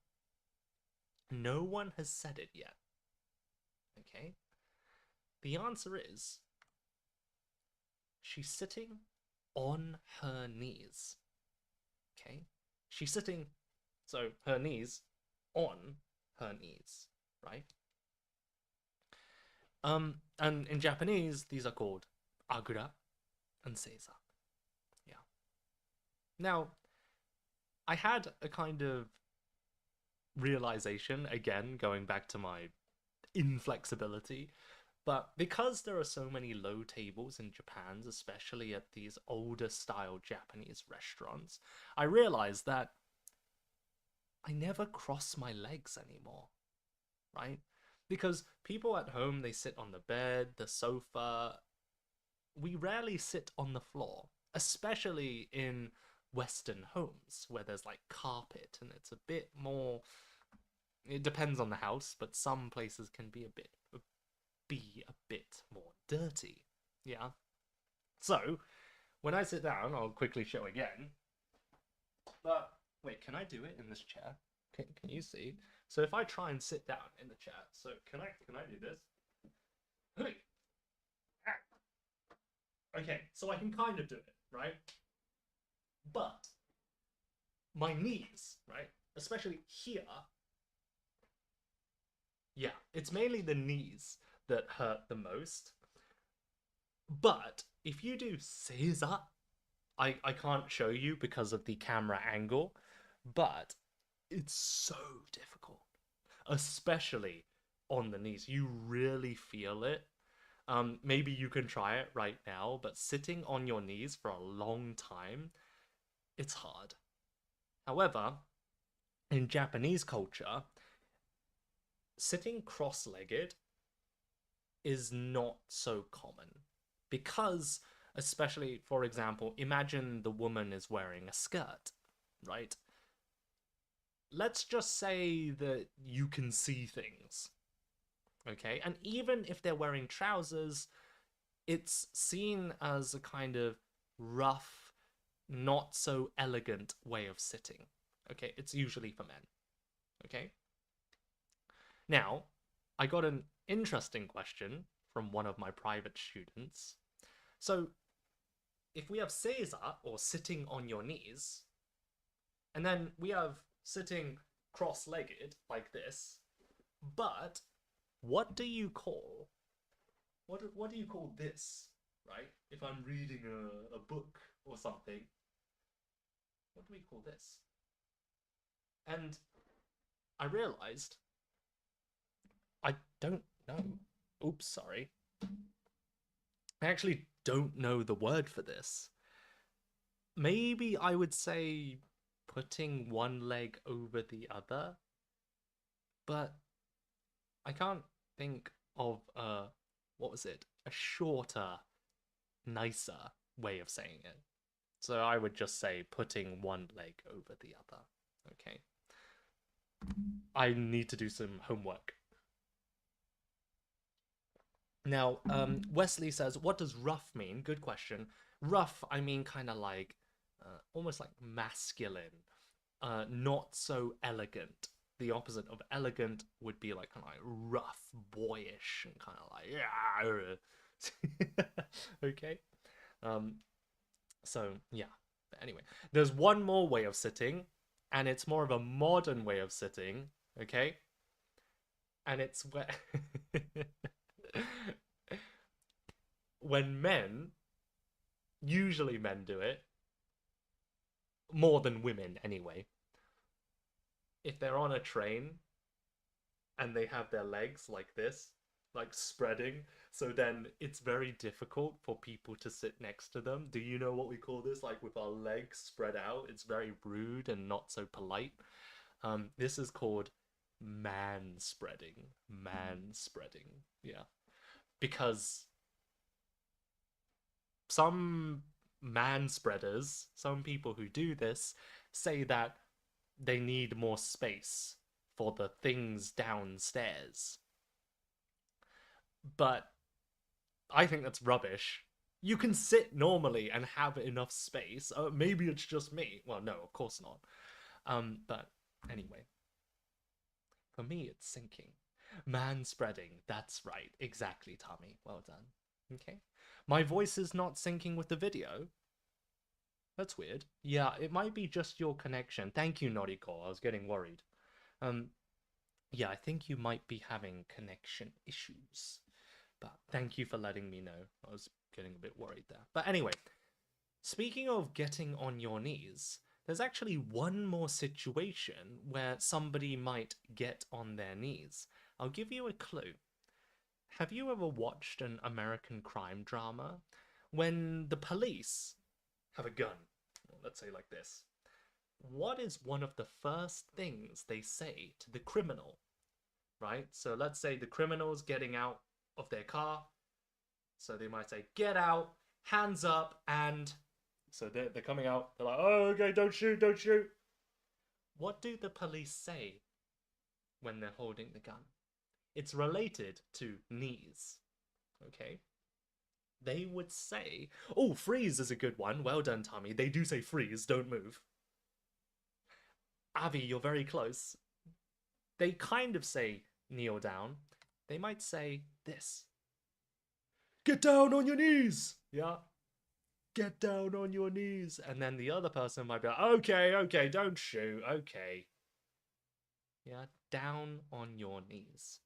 So that is very similar to this girl who's sitting on her knees. Okay? There you go. Eddie says one of the other sitting styles is taiiku suari. Oh, that's right, like in gym class, sitting on the floor. Wait. Taiiku suari wa nandakke? I forgot. Isn't that just cross-legged? Anyway, um, let's move on, just so other people. Mountain legs? What? But anyway, now let's move on to something quite interesting. Imagine you're in a beautiful Japanese restaurant and you're hanging out with, some of your co-workers. You're invited, you're going out to a dinner with your boss and some of your co-workers. You're the new employee. You've just joined the company. You're feeling a bit nervous because it's your boss and some more experienced co-workers. You're the new one. You're the newbie. So you gotta be polite. Have a look at this. Let me just quickly translate. This means the entrance and the exit. There's only one door to get into and out of the room. And you don't need to worry about this. It's not important. Here are the 4 seats. But you notice there are some numbers. 1, 2, 3, and 4. Now, Japanese people know what this is. But can anybody outside, not Japanese, have a guess? What does the number represent? What do you think the number is? What does it mean? Is it the number of people sharing the seat? Why are 4 people sharing the light blue, not the light blue, the cyan sheet? Imagine 4 people sitting on the same chair. No. What do you think is the meaning? Oh, John says 1 is the VIP. Oh, that's a very good answer. John, are you familiar with Japanese culture? Or maybe in China, do you have a similar custom? Interesting. Nice to see you, Safia. Good to see you. Grace says status. Status and the VIP, those are very good answers. Now, the answer is Kamiza, the upper seat, and Shimoza, the lower seat. Okay? Now, I'll quickly explain the history. I could be wrong. I don't know if this is correct. But basically, okay, story time. Okay, everybody get your drink, get your cup of tea, and listen carefully.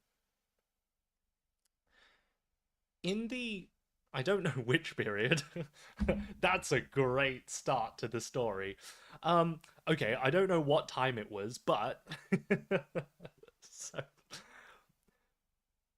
a while ago, when there were like samurai, assassinations and fighting was still a lot more common, um, when you had a gathering of people in a room, they always had to be careful of assassinations. So they always had to be careful of the entrance and exit. What's the easiest place to escape, or what's the, most dangerous place to enter, right? So, of course, if you have the VIP, where is the safest place? It's going to be in this corner over here, number one, right? Because it's furthest away from the entrance where the people, the assassins, or the killers might enter from. So that's the simple reason. One sits in the safest place. This is the Kamiza. And then the newbie, or the not so important person, would sit closer to the entrance, where nowadays, it's a bit less convenient because the waiter might bring the drinks, and then the person sitting at number 4 might have to move out the way, and they say, oh, okay, and then they pass the drinks around to everyone. So it's kind of like to show respect nowadays. But before, it was for safety. There was a practical reason for this. That's what I've heard. I don't know if that's correct. So if you're Japanese, please confirm, deny, let me know. What do you think? Okay. Right. So, very good, Reem. Very well done. It is the higher position. Okay, so moving on. Now I'm going to give you an exercise. Here, we have 4 people. We have Tanaka, 28 years old, a new employee. Sorry, a normal employee. Yukiko, the 42-year-old CEO. Kana, the 35-year-old manager. And then Imai, the 23-year-old new graduate. Okay? Now, you don't... It might be important, but Tanaka and Imai are men. Okay, so I'm going to write this male. Whereas Kana and Yukiko are female. Okay, so using these numbers 1, 2, 3, and 4, where do you think everyone is expected to sit? Yeah, that's just an example. That's not the answer. Yeah. Thinking about hierarchy and maybe thinking about age. Generally, people in higher positions more important, and people who are older are more important in Japan, okay, for the hierarchy of business. Where do you think everyone will sit? I'll give you 15 seconds to just have in your mind, okay, Tanaka's gonna sit here, Yukiko's gonna sit here, and so on. Okay?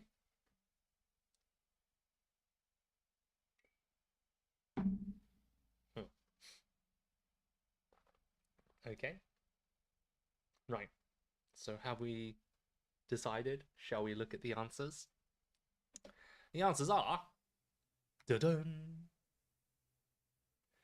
Yukiko is the oldest and the highest position, the CEO, so of course she's going to sit in the VIP seat, the Kamiza. Next down would be the next oldest and the second highest position, the manager. Number 3, Kana. Yeah. And then we have Tanaka, a regular employee, 28 years old, has more experience than the new graduate, Imai, who is sitting next to the entrance. Okay. Now, that was pretty easy, right? All of the positions, all of the ages, it was very clear. What about this one?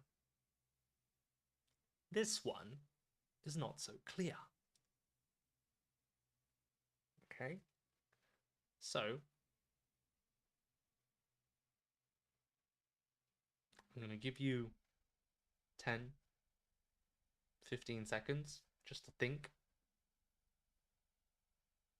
This one's a bit more difficult. And sorry, I should add. Shimo, male. Hana, female. Hiroki, Male. Yuki. Female. This one's not so easy, is it? Because we have the highest position is, of course, the CEO. But he's younger than the managers. So what's more important? Is it the age or the position? And then we also have Shimo and Hana. Same age, same position. Let's imagine they have the same experience. Where do you put them? Yeah. So, actually, I don't have an answer for this. Maybe it depends. Now, traditionally, Japan has men have had more power in the workplace. Yeah, unfortunately, there has been sexual discrimination, power harassment, and things like that. Traditionally, until now, things are starting to change. I hope. It still needs time, but more women are becoming managers, and they're starting to be treated more equally. But of course, it depends on the place and the company. But yeah, this one's a bit more tough. I have no idea. Okay, but very good. Well done. Margarita, nice to see you. Okay, so let's move on to the next thing. Next is a challenge for you guys. Okay, party planning challenge. Everyone's too picky. Okay, here we have a room. There are 6 seats. We have a nice bit of AC here to cool down in the summer heat. And then we have a window with a beautiful view of a forest. And we have the loo, which is the British word for the toilet. Okay, the loo. It's a very elegant way of saying, instead of saying, "Oh, I want to go to the toilet, wanna take a piss." That's very rude and gross. I might say, "Excuse me, could you please let me know where the loo is, my dear sir?" And they might say, "This way, madam," or something. I know, the loo. It's the toilet. Elegant way. And then we have the exit. This is not a Japanese restaurant. It's just any normal restaurant. So your job,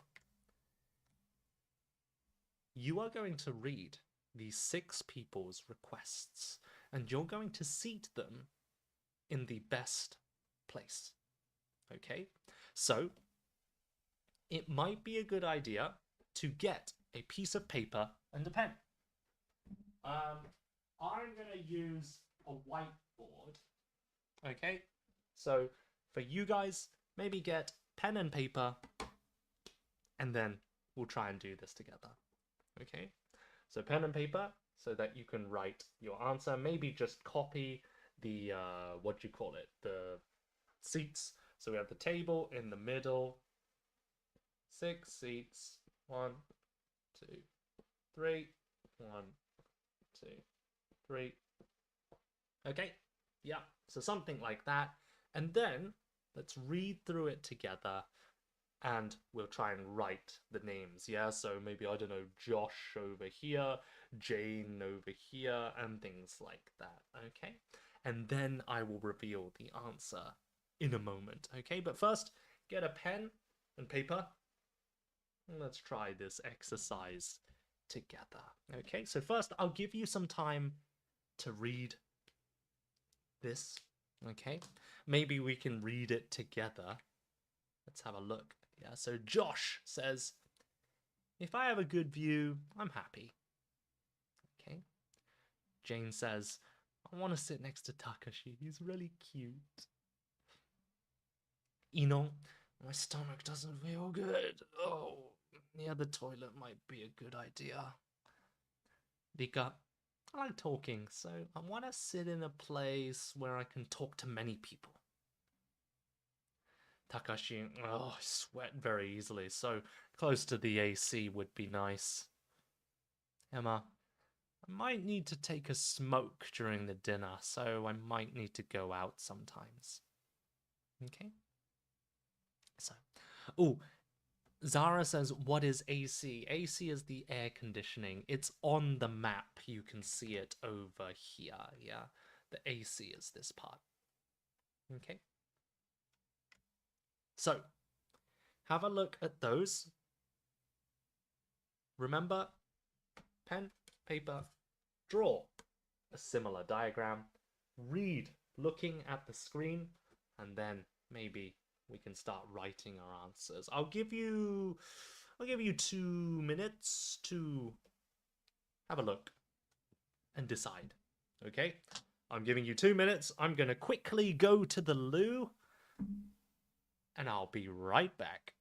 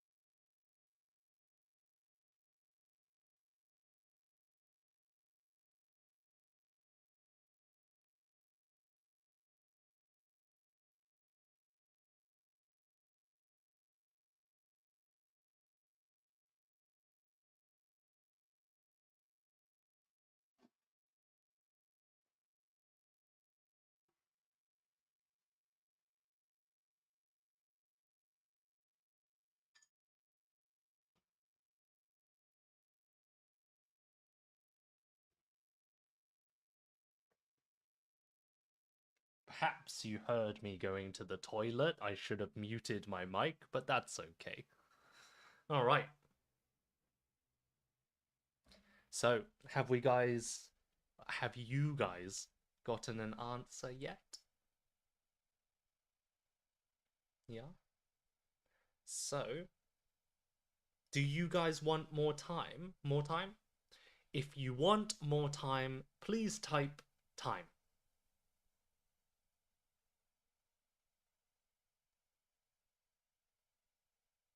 No one? Everyone okay? Yeah? Right. I think no one said time. Okie dokie. Let's have a look at the answers. This is one solution. There might be more than one solution, but these are the answers that I got. Okay? So, wait. The answer is da-dun! Takashi, Jane, Josh, Emma, Rika, and Ino. Okay? Because Ino, he has a stomachache, he wants to go to the loo. Rika wants to talk to everybody, so in the center somewhere. Emma wants to smoke. Takashi is feeling hot, so he wants to be close to the AC. Josh wants to be close to the window for that nice view. And Jane, I forgot. What did Jane want? Jane said, I want to sit next to Takashi. He's really cute. Yeah, so anywhere was fine as long as it was next to Takashi. Okay. All right. But that's okay. Yeah. There, even if your answer was a bit different, if if the conditions were right, there might be more than one answer. I didn't test every single combination. This is just one possible answer. Okay? Right. Now, let's go on to the final challenge. This one's gonna be a bit more difficult. Okay? Final practice. Same layout, but there are two extra people, and also some of them have things that they want and don't want. Let's read through it together. Josh says, I'm okay with anywhere, but I feel a bit claustrophobic sometimes. That's my only worry. Claustrophobic means a fear of small, tight places. Okay? So, like, you know, when you're in a packed train, like super busy, people everywhere, and it feels like you can't breathe, you can't escape. When you feel like have a panic attack and you're so scared of that situation, that's claustrophobic, like tight spaces. Okay? So, in this situation, someone who feels claustrophobic, what might be the problem in this restaurant situation, and where is best for them to sit? Jane says, I want to get to know Kiki. She seems fun. The note, my neck really hurts when I turn it. You know, I kind of had a fight with Rika the other day, so I don't want to sit next to or opposite her. It would be awkward. Rika, I like to sit next to Mark and Jane as they're my besties, but away from me, please. It's complicated. Yeah, said these two. They had an argument. Takashi, to be honest, I just want to eat. Any place where I can reach many different dishes would be awesome. Thanks. Emma, I want to take pictures of everyone. Any place where I can see everyone would be nice. Kiki, I'd like to be close to the window, if that's okay. But not the end of the table. It feels like everybody's watching me. And finally, Mark. Don't get me wrong, Kiki's nice, but her perfume is quite strong. I don't want to sit anywhere close to her, if that's okay. Alright? So, this one's a bit more difficult. Yeah. So, again, I'm going to give you maybe 2 minutes. And, of course, if you have pen and paper, but this time you will need to add. Whoa! The eraser fell off. Okay, this time you'll need to add 2 extra squares. Yeah, so at the ends of the sorry, at the ends of the table. Okay, 2 extra squares. Yeah. So I'll give you just a few minutes. I'll set a timer for 2 minutes, and then we will have a look at the answers. Maybe. Okay. 2 minutes starting from now. Mio says everyone's too picky. It's very annoying. Oh, I can zoom. Yeah. That's as far as I can zoom.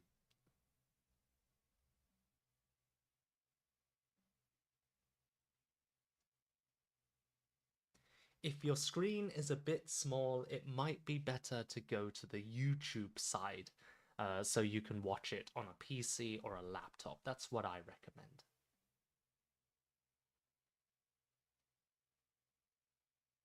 Thank you, Reem.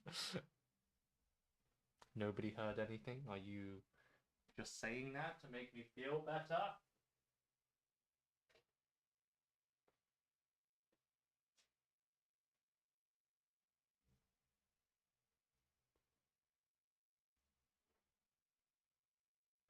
Don't worry, you don't have to write the names in the chat. You can just write it on your paper or just make a mental note.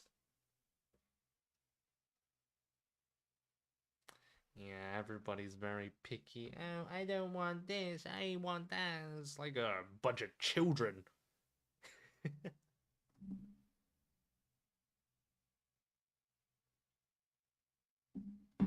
Oh my gosh, it's already getting very late.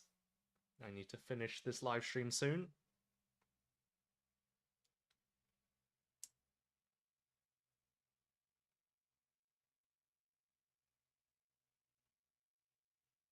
Okay, 10 seconds.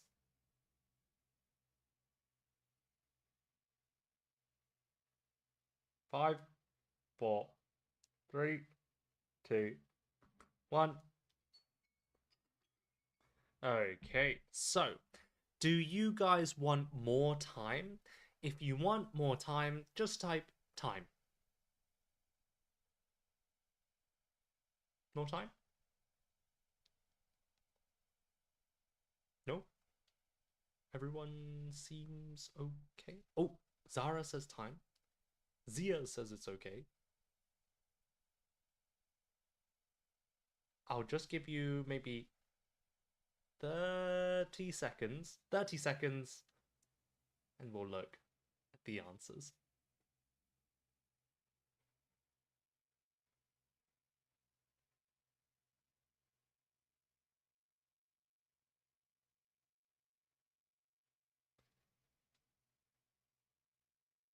Okay, 10,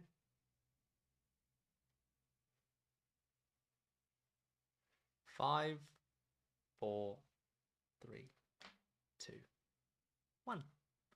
Right, let's have a look at the answers. Okay, so the answers are, drumroll please. Dun-dun-dun-dun-dun-dun. The answer is this. Okay, so I won't explain it all, but hopefully you got something similar to this. Yeah. How did you guys do? Were you able to get most of them correct? Yeah. I think, what was it? Emma wanted to take a photo of everyone, so of course she needs to be on the end. It's very difficult to take a photo of everyone if you're not sitting at the end, right? And then other people like claustrophobic Josh, he didn't want to be surrounded by people, so close to the exit might be nice on the other side of the table, and so on. Okay, nice.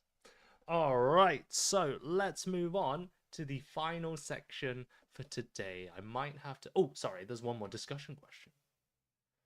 Right, let's have a look. Japanese companies are famous for being very strict with hierarchy. It often feels like you are walking on eggshells, being careful with your words so you don't upset someone. When talking to superiors, do you feel this is true, and what's your experience? So, of course, we have two types of people here. Japanese people, if you work in a Japanese company, do you feel this is true? Are you always like being super careful with how you speak to your bosses? And people abroad, people outside of Japan, how do you feel when you speak to your bosses? Like, can you be very direct and just say, like, hey, I don't agree with this, and this. I think we should do this. Or is it more like Japan, where you're like, ah, 申し訳ないんですけど、申し訳ありませんが, like, are you super apologetic, very polite, and do you say things in a roundabout way? What's your experience with how you talk to people? How polite are you? Are you direct, or do you take the roundabout way of saying things? While you guys write your answers, in my experience in the UK, it really depends on the personality of your boss. If there's a good level of trust and your boss is very like open, very friendly, then of course we feel more comfortable to be direct. And generally, if there's an urgent problem, something that needs to be fixed very quickly, then of course we need to be more direct, right? Um, but if it's like, let's say, I don't know, some new employee is suggesting an idea, but it's not a very good one because they don't have the experience. You're going to be a lot more gentle with how you say things. You know, you're going to walk on eggshells with them because you don't want to hurt their feelings. So it really does depend personality, but generally in the UK, I think being direct is acceptable. It's okay. Yeah. So, what do you guys think? Nothing? Okay. Maybe you guys just need time to type your answers. So I will move on for now, but I will read any comments if some people have something to share. Good timing, Zia. Depends on the boss. If he's a good person, our behavior will be good and polite. But if not good, still polite but no respect. Yeah, I guess you don't want to be openly rude because if you have a bad relationship, then it can make things awkward. And, you can still do your job and pretend to be nice to your boss, even if you don't respect them, right? But being openly rude, it just causes a lot of problems, right? But then sometimes you do need to put your foot down and say, hey, I don't agree. I really think if we continue with this plan, there will be a big problem later, right? Sometimes you've got to be honest and direct so that more problems don't happen, right? So there we go. Okay, so let's move on to the next and final session for today. Is it the final session? Oh, there's one. Oh, this is a very short session. Etiquette. A set of rules or customs related to behavior. Sorry, polite and acceptable behavior. In other words, manners. Now, before I show you the next slide, going back to eating, what is normal etiquette in your country? When you eat at the table with a knife and fork, or in Japan with chopsticks, what are some examples of good etiquette, good manners, and bad etiquette, bad manners? So earlier, one person said that their pet peeve, I think it might have been Zia, um, they said they really don't like it when people eat very loudly. Yeah. And also, especially for children, maybe it depends on the country, but I was told, and I often see, do not talk while you are eating or chewing. Yeah. So you're at the family table, you're talking together, but you're also eating. So you're eating some really nice spaghetti with a mountain, sorry, some cheese with a little bit of spaghetti on the side. So you're eating it, and then your mother asks you a question. So, how was school today? Oh, it's pretty good. Like, we went to, and then all the food is coming out. Like sauce is flying onto the table. Uh, that's bad etiquette. It's very bad manners, right? So, in your country, are there any other bad manners or good manners when it comes to eating and sitting at the table? Yeah.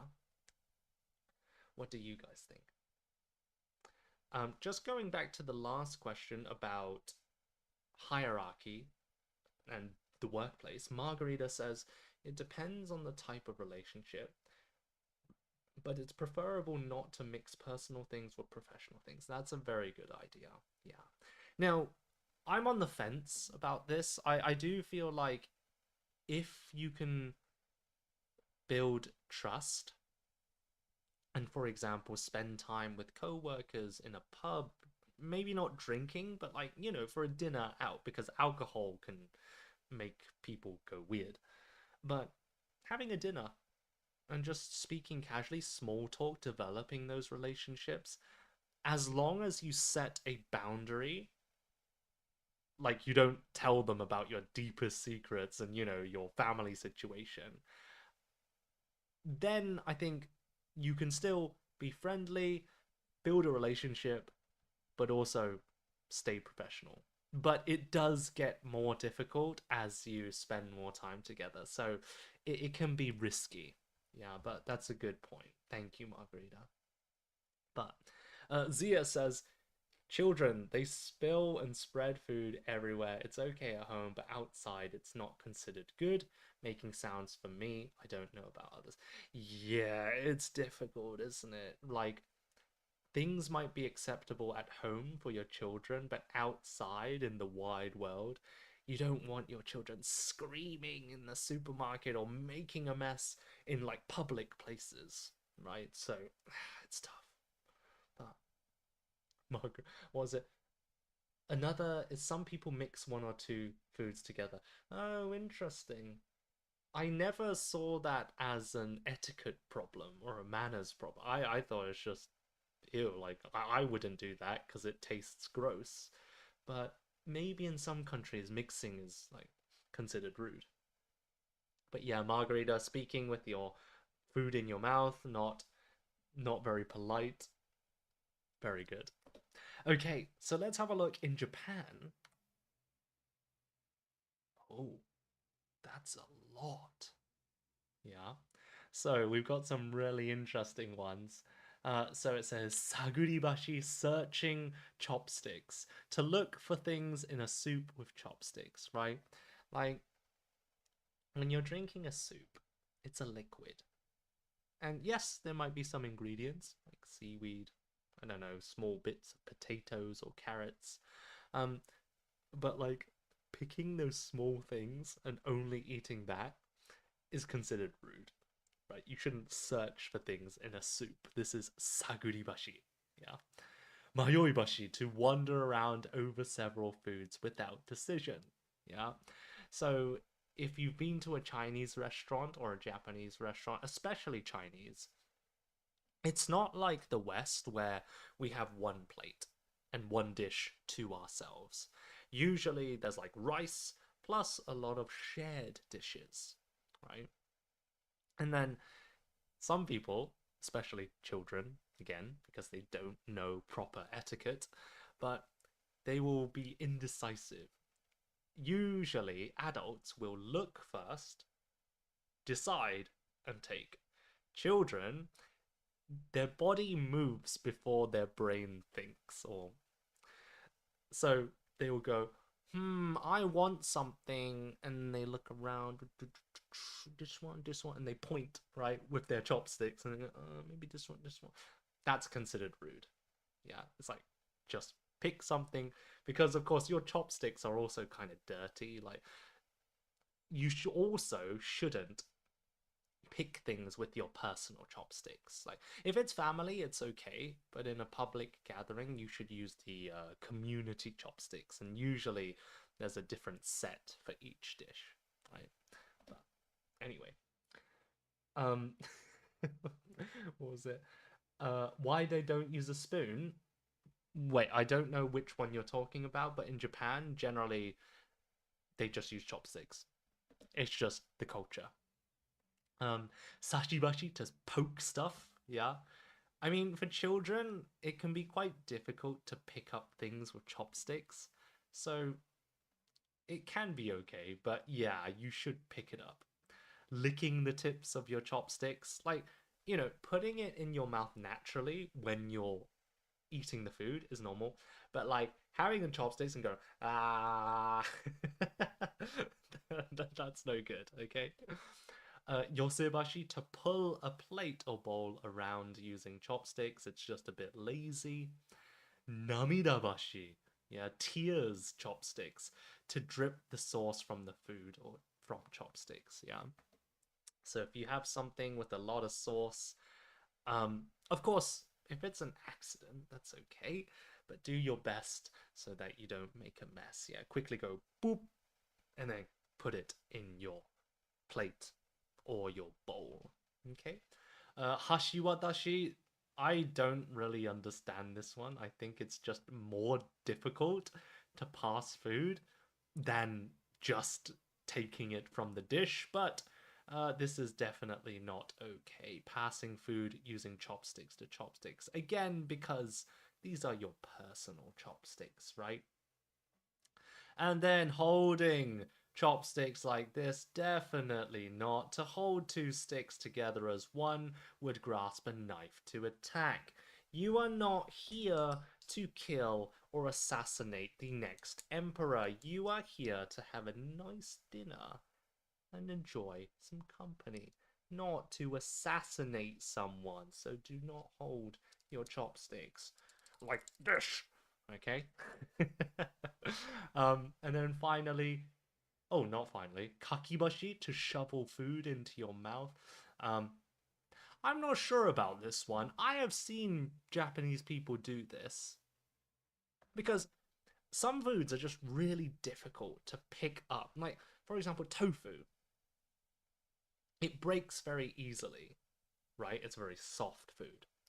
So sometimes, especially when you got the sauce and the rice is sticking to the bowl, sometimes you have no choice but to just go, right? Now, again, don't make a huge noise when you're eating with chopsticks. Don't be like,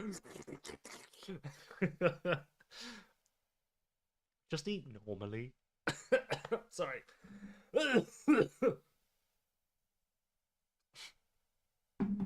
Zia, my ASMR is very good, really. Okay. Maybe next time we'll do an ASMR stream. But anyway, this is one of the worst taboos.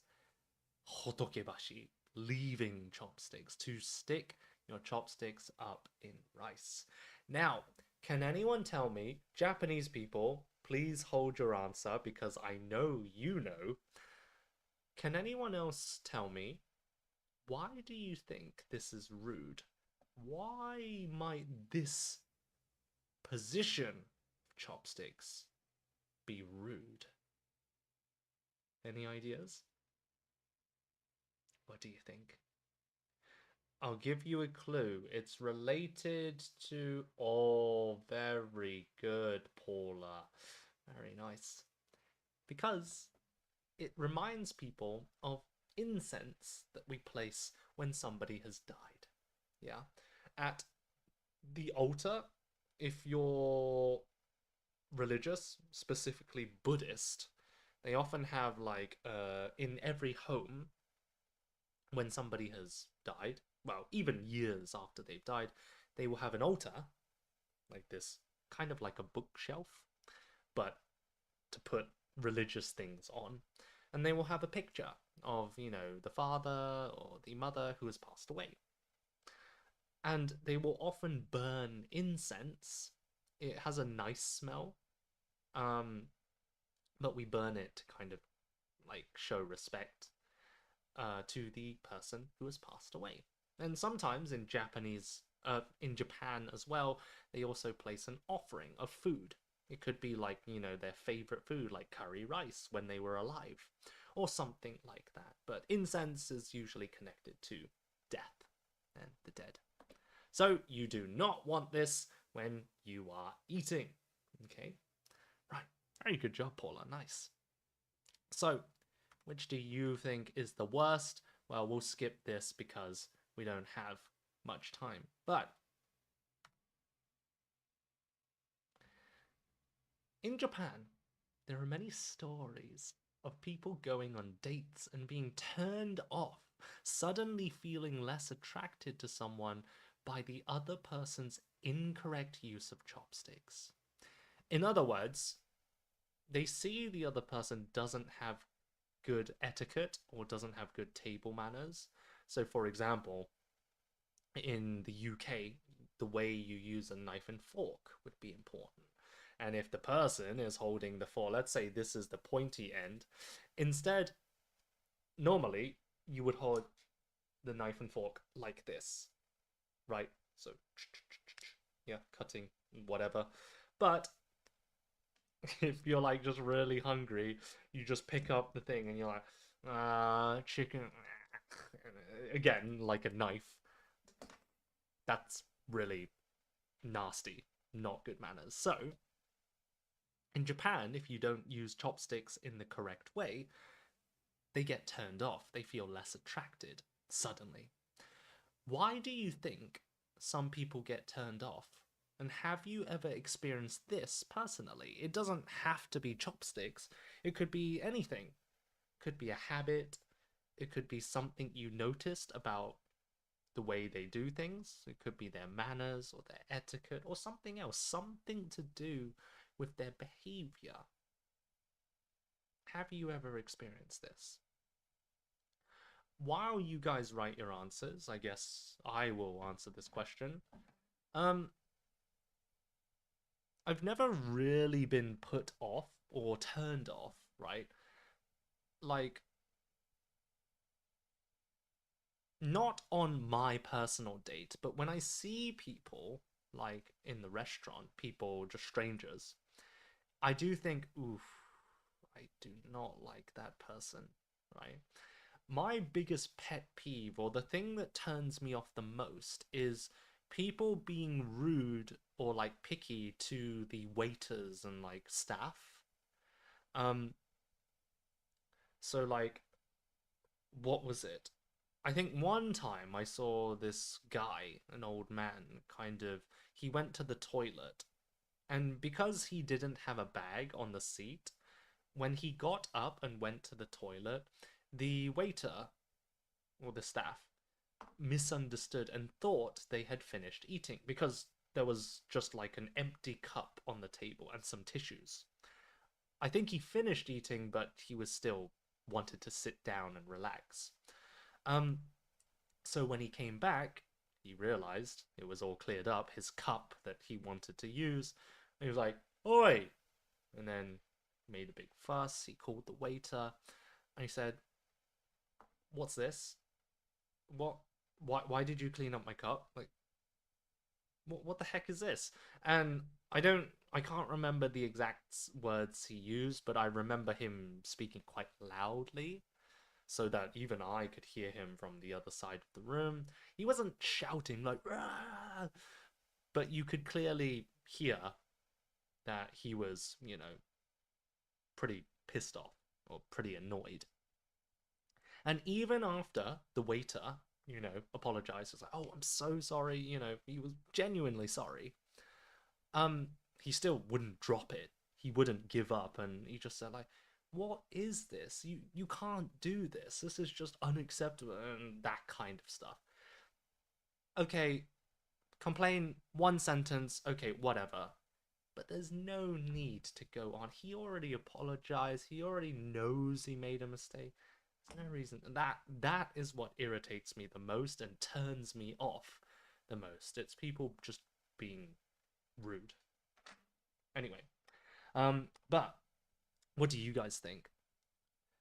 Pitch says when we're on a date with Japanese, it's difficult. I mean, to be honest, I think Japanese people will understand, you're a foreigner, you don't know, maybe you're not so good with chopsticks. They're generally quite understanding, so you should be fine, even if you make a mistake. Zia says, I've never been on a date, but I've seen people spill when eating. Another is making a sound. I feel better to not eat with them again. Oh, I see. Yes, spilling things. Maybe, the food comes out their mouth or something. Yeah, it's not very attractive. Grace says, making trouble out of nothing. That is exactly right. Yeah. Um, Making a big problem when there was not a huge problem to begin with, right? It tells you a lot about their character and their personality. But okay. Right, so let's move on to the final section. Oh my gosh, I need to go to bed soon. Oh, okay. Let's have a look at some of my favorite posters. Looking here. Now, I should have. I just realized the English is written on the poster. But let's have a look anyway. Here we have some interesting animal pictures in a very old Edo style of art. And it says, please turn down your volume. Yeah. Now, quick point. Please turn down your volume sounds like you're using a device, maybe your earphones or speakers, and turn down your volume is to press the button, turn it down. But what they want to say here, it's not, because you can see they're not using their phone, they're talking. So a more natural translation would be, please speak quietly, or just please be quiet. Yeah, or respect other people's how do I say it? No, I think just please be quiet would be the easiest one. Please turn down your volume. If they were listening to something, then this would be great, but not for conversation. Yeah. And then for this one, we see an old, was it Edo style person trying to rush onto the train at the last minute. Please do not rush onto the train. It's dangerous. You might trip. You know, there's a small gap between the platform and the train. So if you're running, really want to catch the train, you might trip, you might hit your head, you might drop something into the gap. It's just dangerous, right? But everybody, I think, does it, especially when the train is not so regular. But in Tokyo, you don't need to. There are so many trains. Like, there's a train every 3 minutes or something like that. It's crazy. Yeah. Uh, by the way, while you're thinking about this, while we look at the next few posters, please think about your country. How does etiquette on trains or buses, any public transport, how is Japan different to your country, or how is it similar? Yeah. And for you, are there any pet peeves? Are there any things that you really don't like people doing on public transport? Just have a think about that and maybe share some of your answers, okay? But let's have a look at the next one. Aha, okay. Very interesting. A mix of kind of modern and traditional or old. This beautiful woman wearing a kimono is looking at her smartphone. Maybe she is a time traveler who went back into the past. Yeah. So she's looking at her smartphone. Definitely not good. Please do not use smartphones while walking. Okay. In Japanese, they actually have a specific word for this. Directly translated, they call it smartphone walking, aruki smaho. Now, it's pretty bad in any situation, right? Especially on the road. You're not looking at cyclists, cars, especially if you're in Tokyo where there's so many people, it's easy to bump into other people. Now, I will be honest, I have done this before, especially when I'm lost and I'm, looking at Google Maps to find the right way. But generally, you shouldn't do it for obvious reasons. Okay? I'm looking at this one. What's going on here?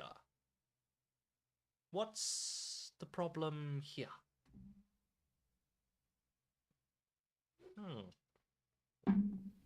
What's the problem?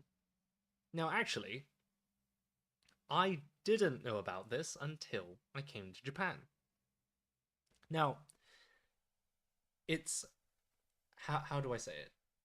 It's kind of hard to imagine, but basically, if I move this here, when you think about the train, usually there are people sitting down in front of you, right? But there's also a space behind you in the center of the car. So when you're wearing a backpack, usually what people will do is they will move the backpack and wear it on the front, because that way there's more space behind them for people to stand in the center, right?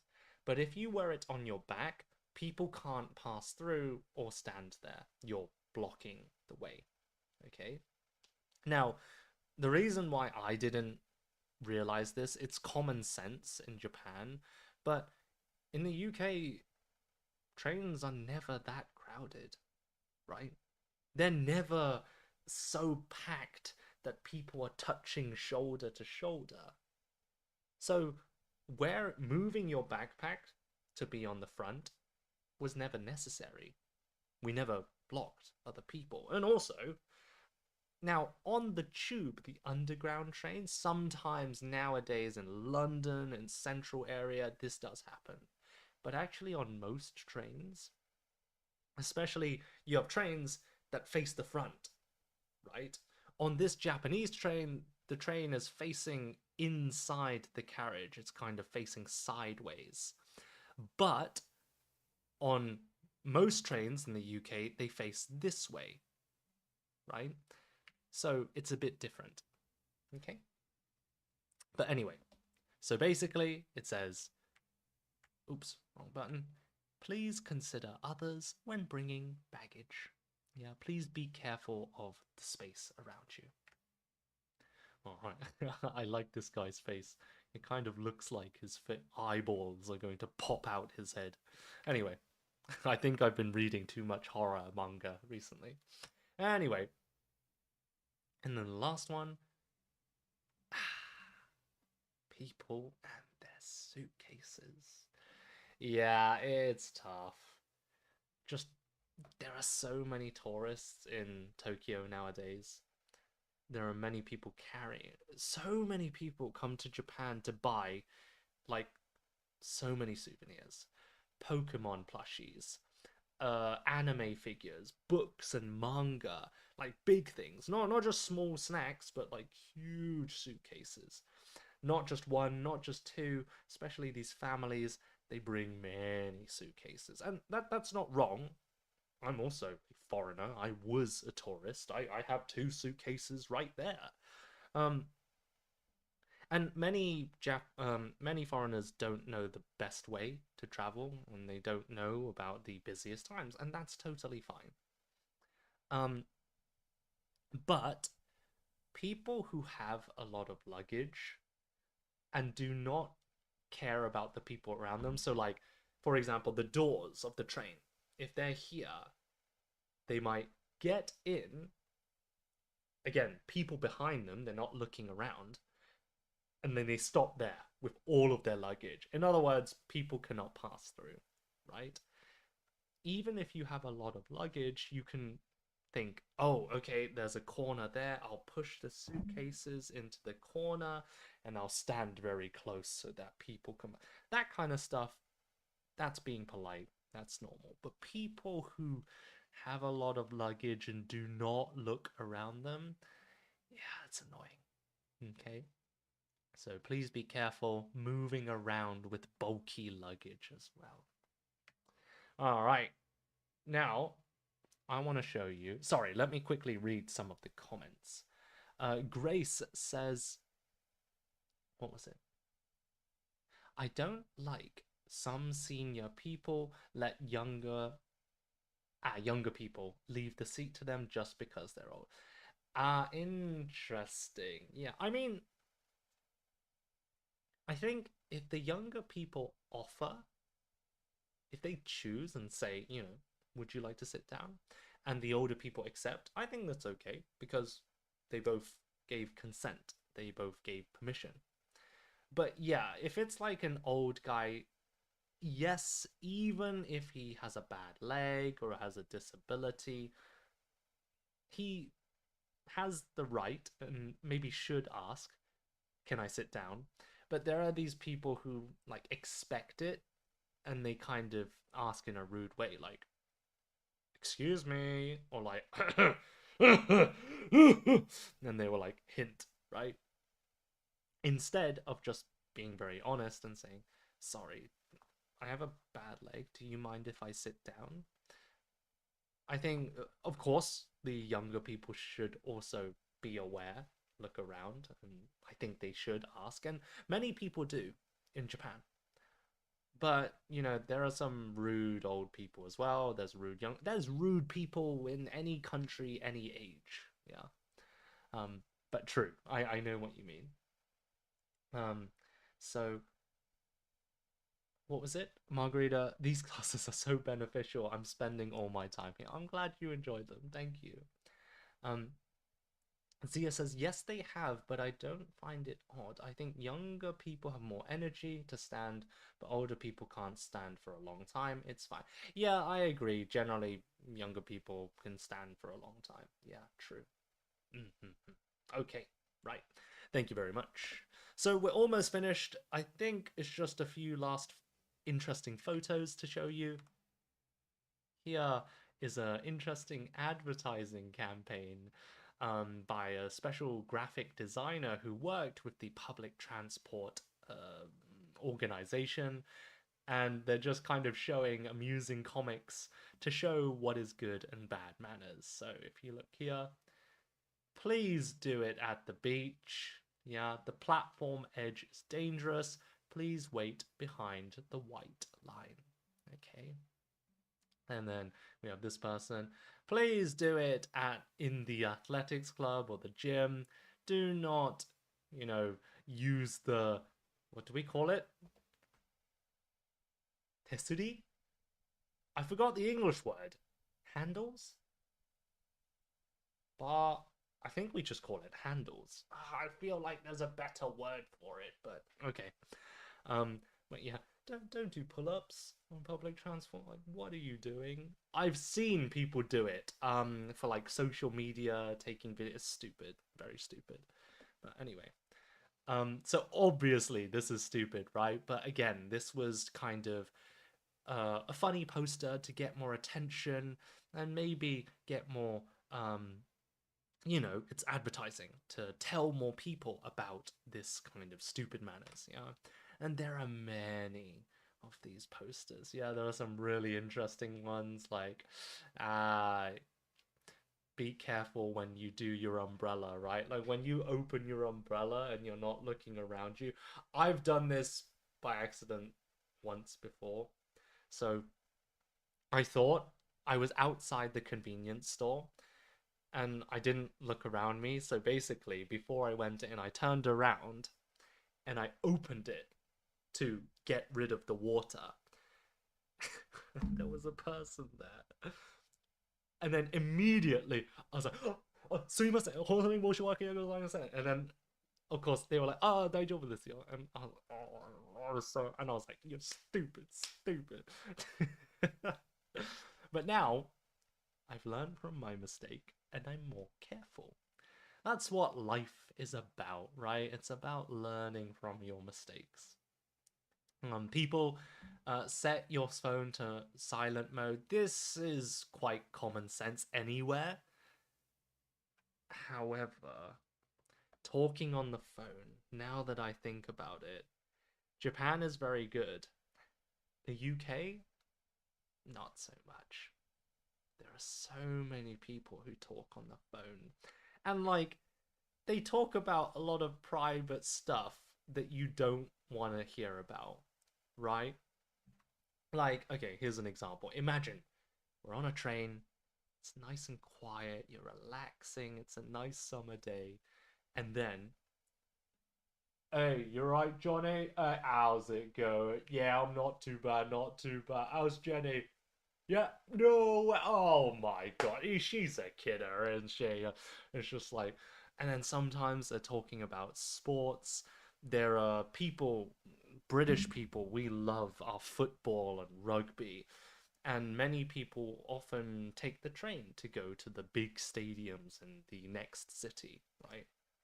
And when they drink, often on the way home, let's say like 10 p.m., 11 p.m. on the last trains home, everybody's drunk.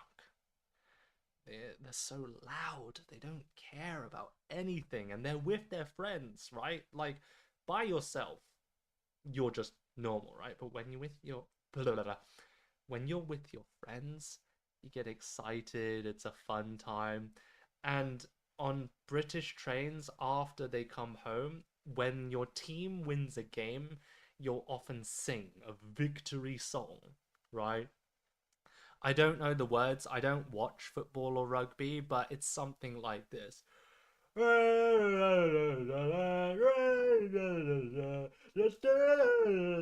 then it's just, I'm tired. I'm just trying to go home and I'm listening to my music. I can't even hear my music because all I can hear is and oh, every time. I hate it. But anyway, so yeah, it's just terrible. So, sorry, let's just go back to the comments. Um, So, first time hearing a good Japanese accent. What do you mean? Wait, did I speak Japanese? And then in the UK, there's no signal in the train. How do they make calls? Um, on the underground, there's no signal, but for many trains that go between cities, it's overground, right? So there are signals on many trains. There's reception or signal on many trains. Okay. Um, that guy's pretty rude, yeah. But there we go. Okay.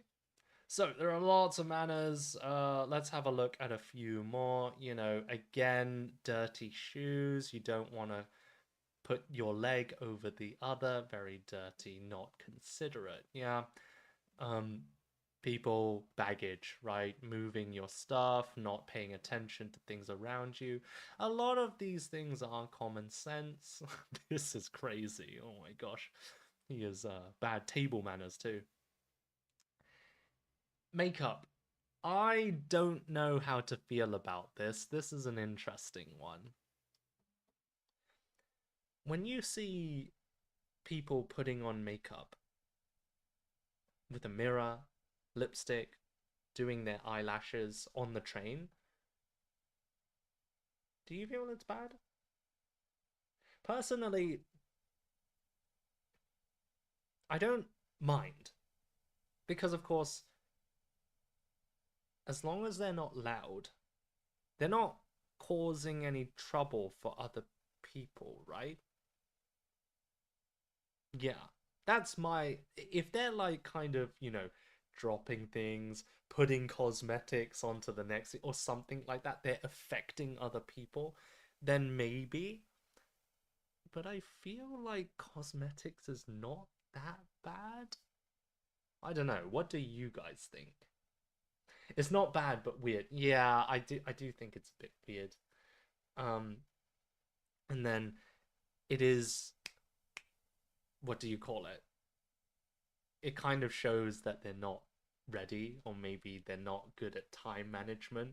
Maybe they were rushing out of home and well, actually, maybe it's just because they want to refresh their makeup. Maybe it's a long day and then, they were rubbing their eyes and their eyelashes um, became a bit weird. So actually, in that case, maybe it's okay. But yeah, there could be many reasons. I don't like to judge. Yeah, this is definitely not okay. Being drunk, um, by the door. Oh, yeah. So kind of standing next to the door, blocking the way, right? There are lots of other things. Listening to loud music. Offering your seat. We talked about that. Making a mess, makeup. What's this? Ah, priority seats. It says courtesy seat here, but usually we say priority seat. Yeah. This one. Ah, rubbish. That's gross. No, please. Rubbish. That's common sense anywhere. Priority seats again. Yeah, so a lot of these are the same. Yeah. This guy reading a comic, loud music. What the? And then luggage. Again, a lot of these are very similar. Okay. Oof. I've seen this before. Oh my gosh. I It's not common. It's usually the late night trains in Japan where the salarymen they come back from a nomikai, a drinking party. Um, it's not super common. Well, I guess it depends. It's more common on the final last trains, the shuden. Okay, but anyway, all right. So all of this is very common sense, right? But okay, so we also suggest not doing makeup in the train. I guess that's in China. Metro in America is totally another. I know what you mean. You see some crazy videos of the metro in America, right? There we go. And I think this is the final thing for today. What is your public transport pet peeve? Something that really annoys you personally. Yeah. I talked about my restaurant pet peeve, but what is your public transport pet peeve? Some of you have already answered this question, so thank you very much. This will be the final discussion. So what is your pet peeve? What annoys you the most?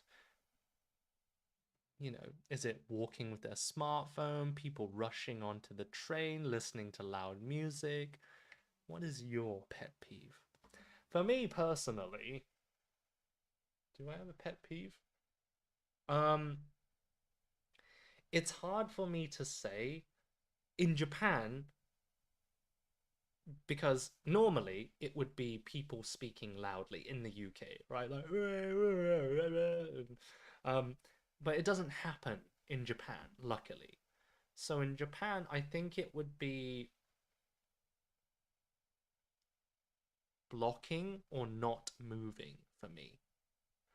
But I understand that Japanese people are very aware of their surroundings, but Westerners, because it's not because they're always rude or they're just like stupid, it's partly because our trains in America and the UK are not so packed. So naturally, we don't have to be so careful. But in Japan, you have to be because there are people walking everywhere, super busy. It's like you're a rugby player trying to dodge all the people, right? So people who block, especially tourists with the big suitcases, sometimes it annoys me, but I also understand they're not doing it because they want to, or they're not trying to annoy people. Sometimes they just don't know, and that's okay. Yeah. But sometimes if I'm in a bad mood, I might be like, ugh, sorry, excuse me, sumimasen, or something like that, right? But yeah, Zia says pushing one another, talking loud. Yeah. Gray says kids crying and shouting in the train. Yeah, kids can be annoying. Again, we know kids cry very easily, but when you're tired, the sound of a kid crying can be a bit irritating, right? Um, but it's just natural, yeah. But anyway, okay, I think that's about it for this part of the lesson. Next time, we're going to have a look at a bit more, if I can quickly show a sneak peek, we're going to have a look at cultural items. For example, what's this? This is a Daruma. There's a special story about the Daruma. When you buy it, it doesn't have any eyes. And when you do something else, you fill in the eyes. Yeah. Next time, we're going to look at how to explain foreign items and cultures. Specifically, how can we use language to describe something that doesn't exist in another culture? Yeah. I'm going to teach you a special skill, a kind of set pattern and a grammar that we can use to explain anything, even if there's no direct translation. So next time might be a useful lesson for you. That will be Japan Part 2. But then for the next few weeks, we will look at superstitions, as I will quickly show where is the button. I had it here somewhere. Was it this one?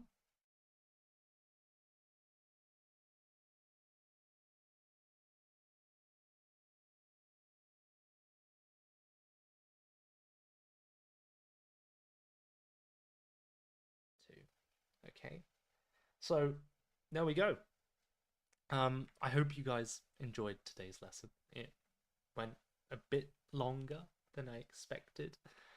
I apologize. I do go off topic a lot, but it seems like a lot of you do enjoy, or at least I hope you enjoy, these like small stories, the extra cultural notes. I'm not always teaching English. I'm also just here to share some stories, to share some opinions with you guys, because that's the fun thing about doing this kind of live stream, right? Not just me sharing things with you, but you sharing things with me. Yeah, there are a lot of Japanese people here who taught me things about Japan, and a lot of people from, you know, Italy. Yeah, telling me that you do have to actually pay extra for Parmesan cheese when you go to an Italian restaurant. So I need to be careful if I don't want to lose all my money. Um, there was, many people from different countries, India, Russia, Cambodia, I think I saw earlier. So thank you for always joining and sharing your ideas and comments. I really do appreciate it. Okay. I'm just gonna quickly check some final comments. Any questions? Do we have any final things we want to share or ask before I go and have my late dinner? Oof, I gotta get up in like 6 hours. Oh. Okay. Looking forward to the next class. No, I'm glad to hear it. I'm really happy that not just Japanese people, because of course this was designed for Japanese people, but I'm really happy that you guys got to learn more just English in general and to hear more about, culture in Japan. Okay.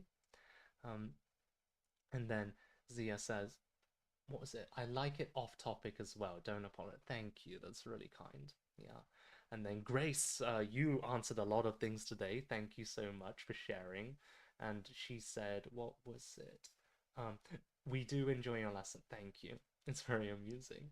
Thank you, David. It was really nice. Thank you for teaching me about Italy and Italian culture. And please do join next time if you're interested. And yeah, thank you, James. It was great to have you. And are you actually from America? I see a lot of foreigners like setting their profile nationality to America because it means they get more people talking to them. But yeah, maybe I would love to hear if you're American, more maybe American traditions, cultural things. We Brits, we British people, we love to compare British and American. It's kind of like a rivalry. Yeah, a lot of people say, British people say, "Oh, Americans, get out, boo," and vice versa. But actually, I think it's just a friendly rivalry. America's great, so much culture, but oh, you are from the US and you live abroad recently. Oh, that's great. Yeah. Okay. But anyway, this has dragged on long enough. I hope you all have a wonderful weekend. Get lots of rest, do lots of study, and I'll see you next time, okay? What am I gonna eat tonight? I have no idea. Anyway, maybe some noodles, cup ramen. Very bad, but I'm lazy. See you guys soon. Bye. Okay. Thank you very much on the YouTube side. I'll see you guys. Thank you. Bye.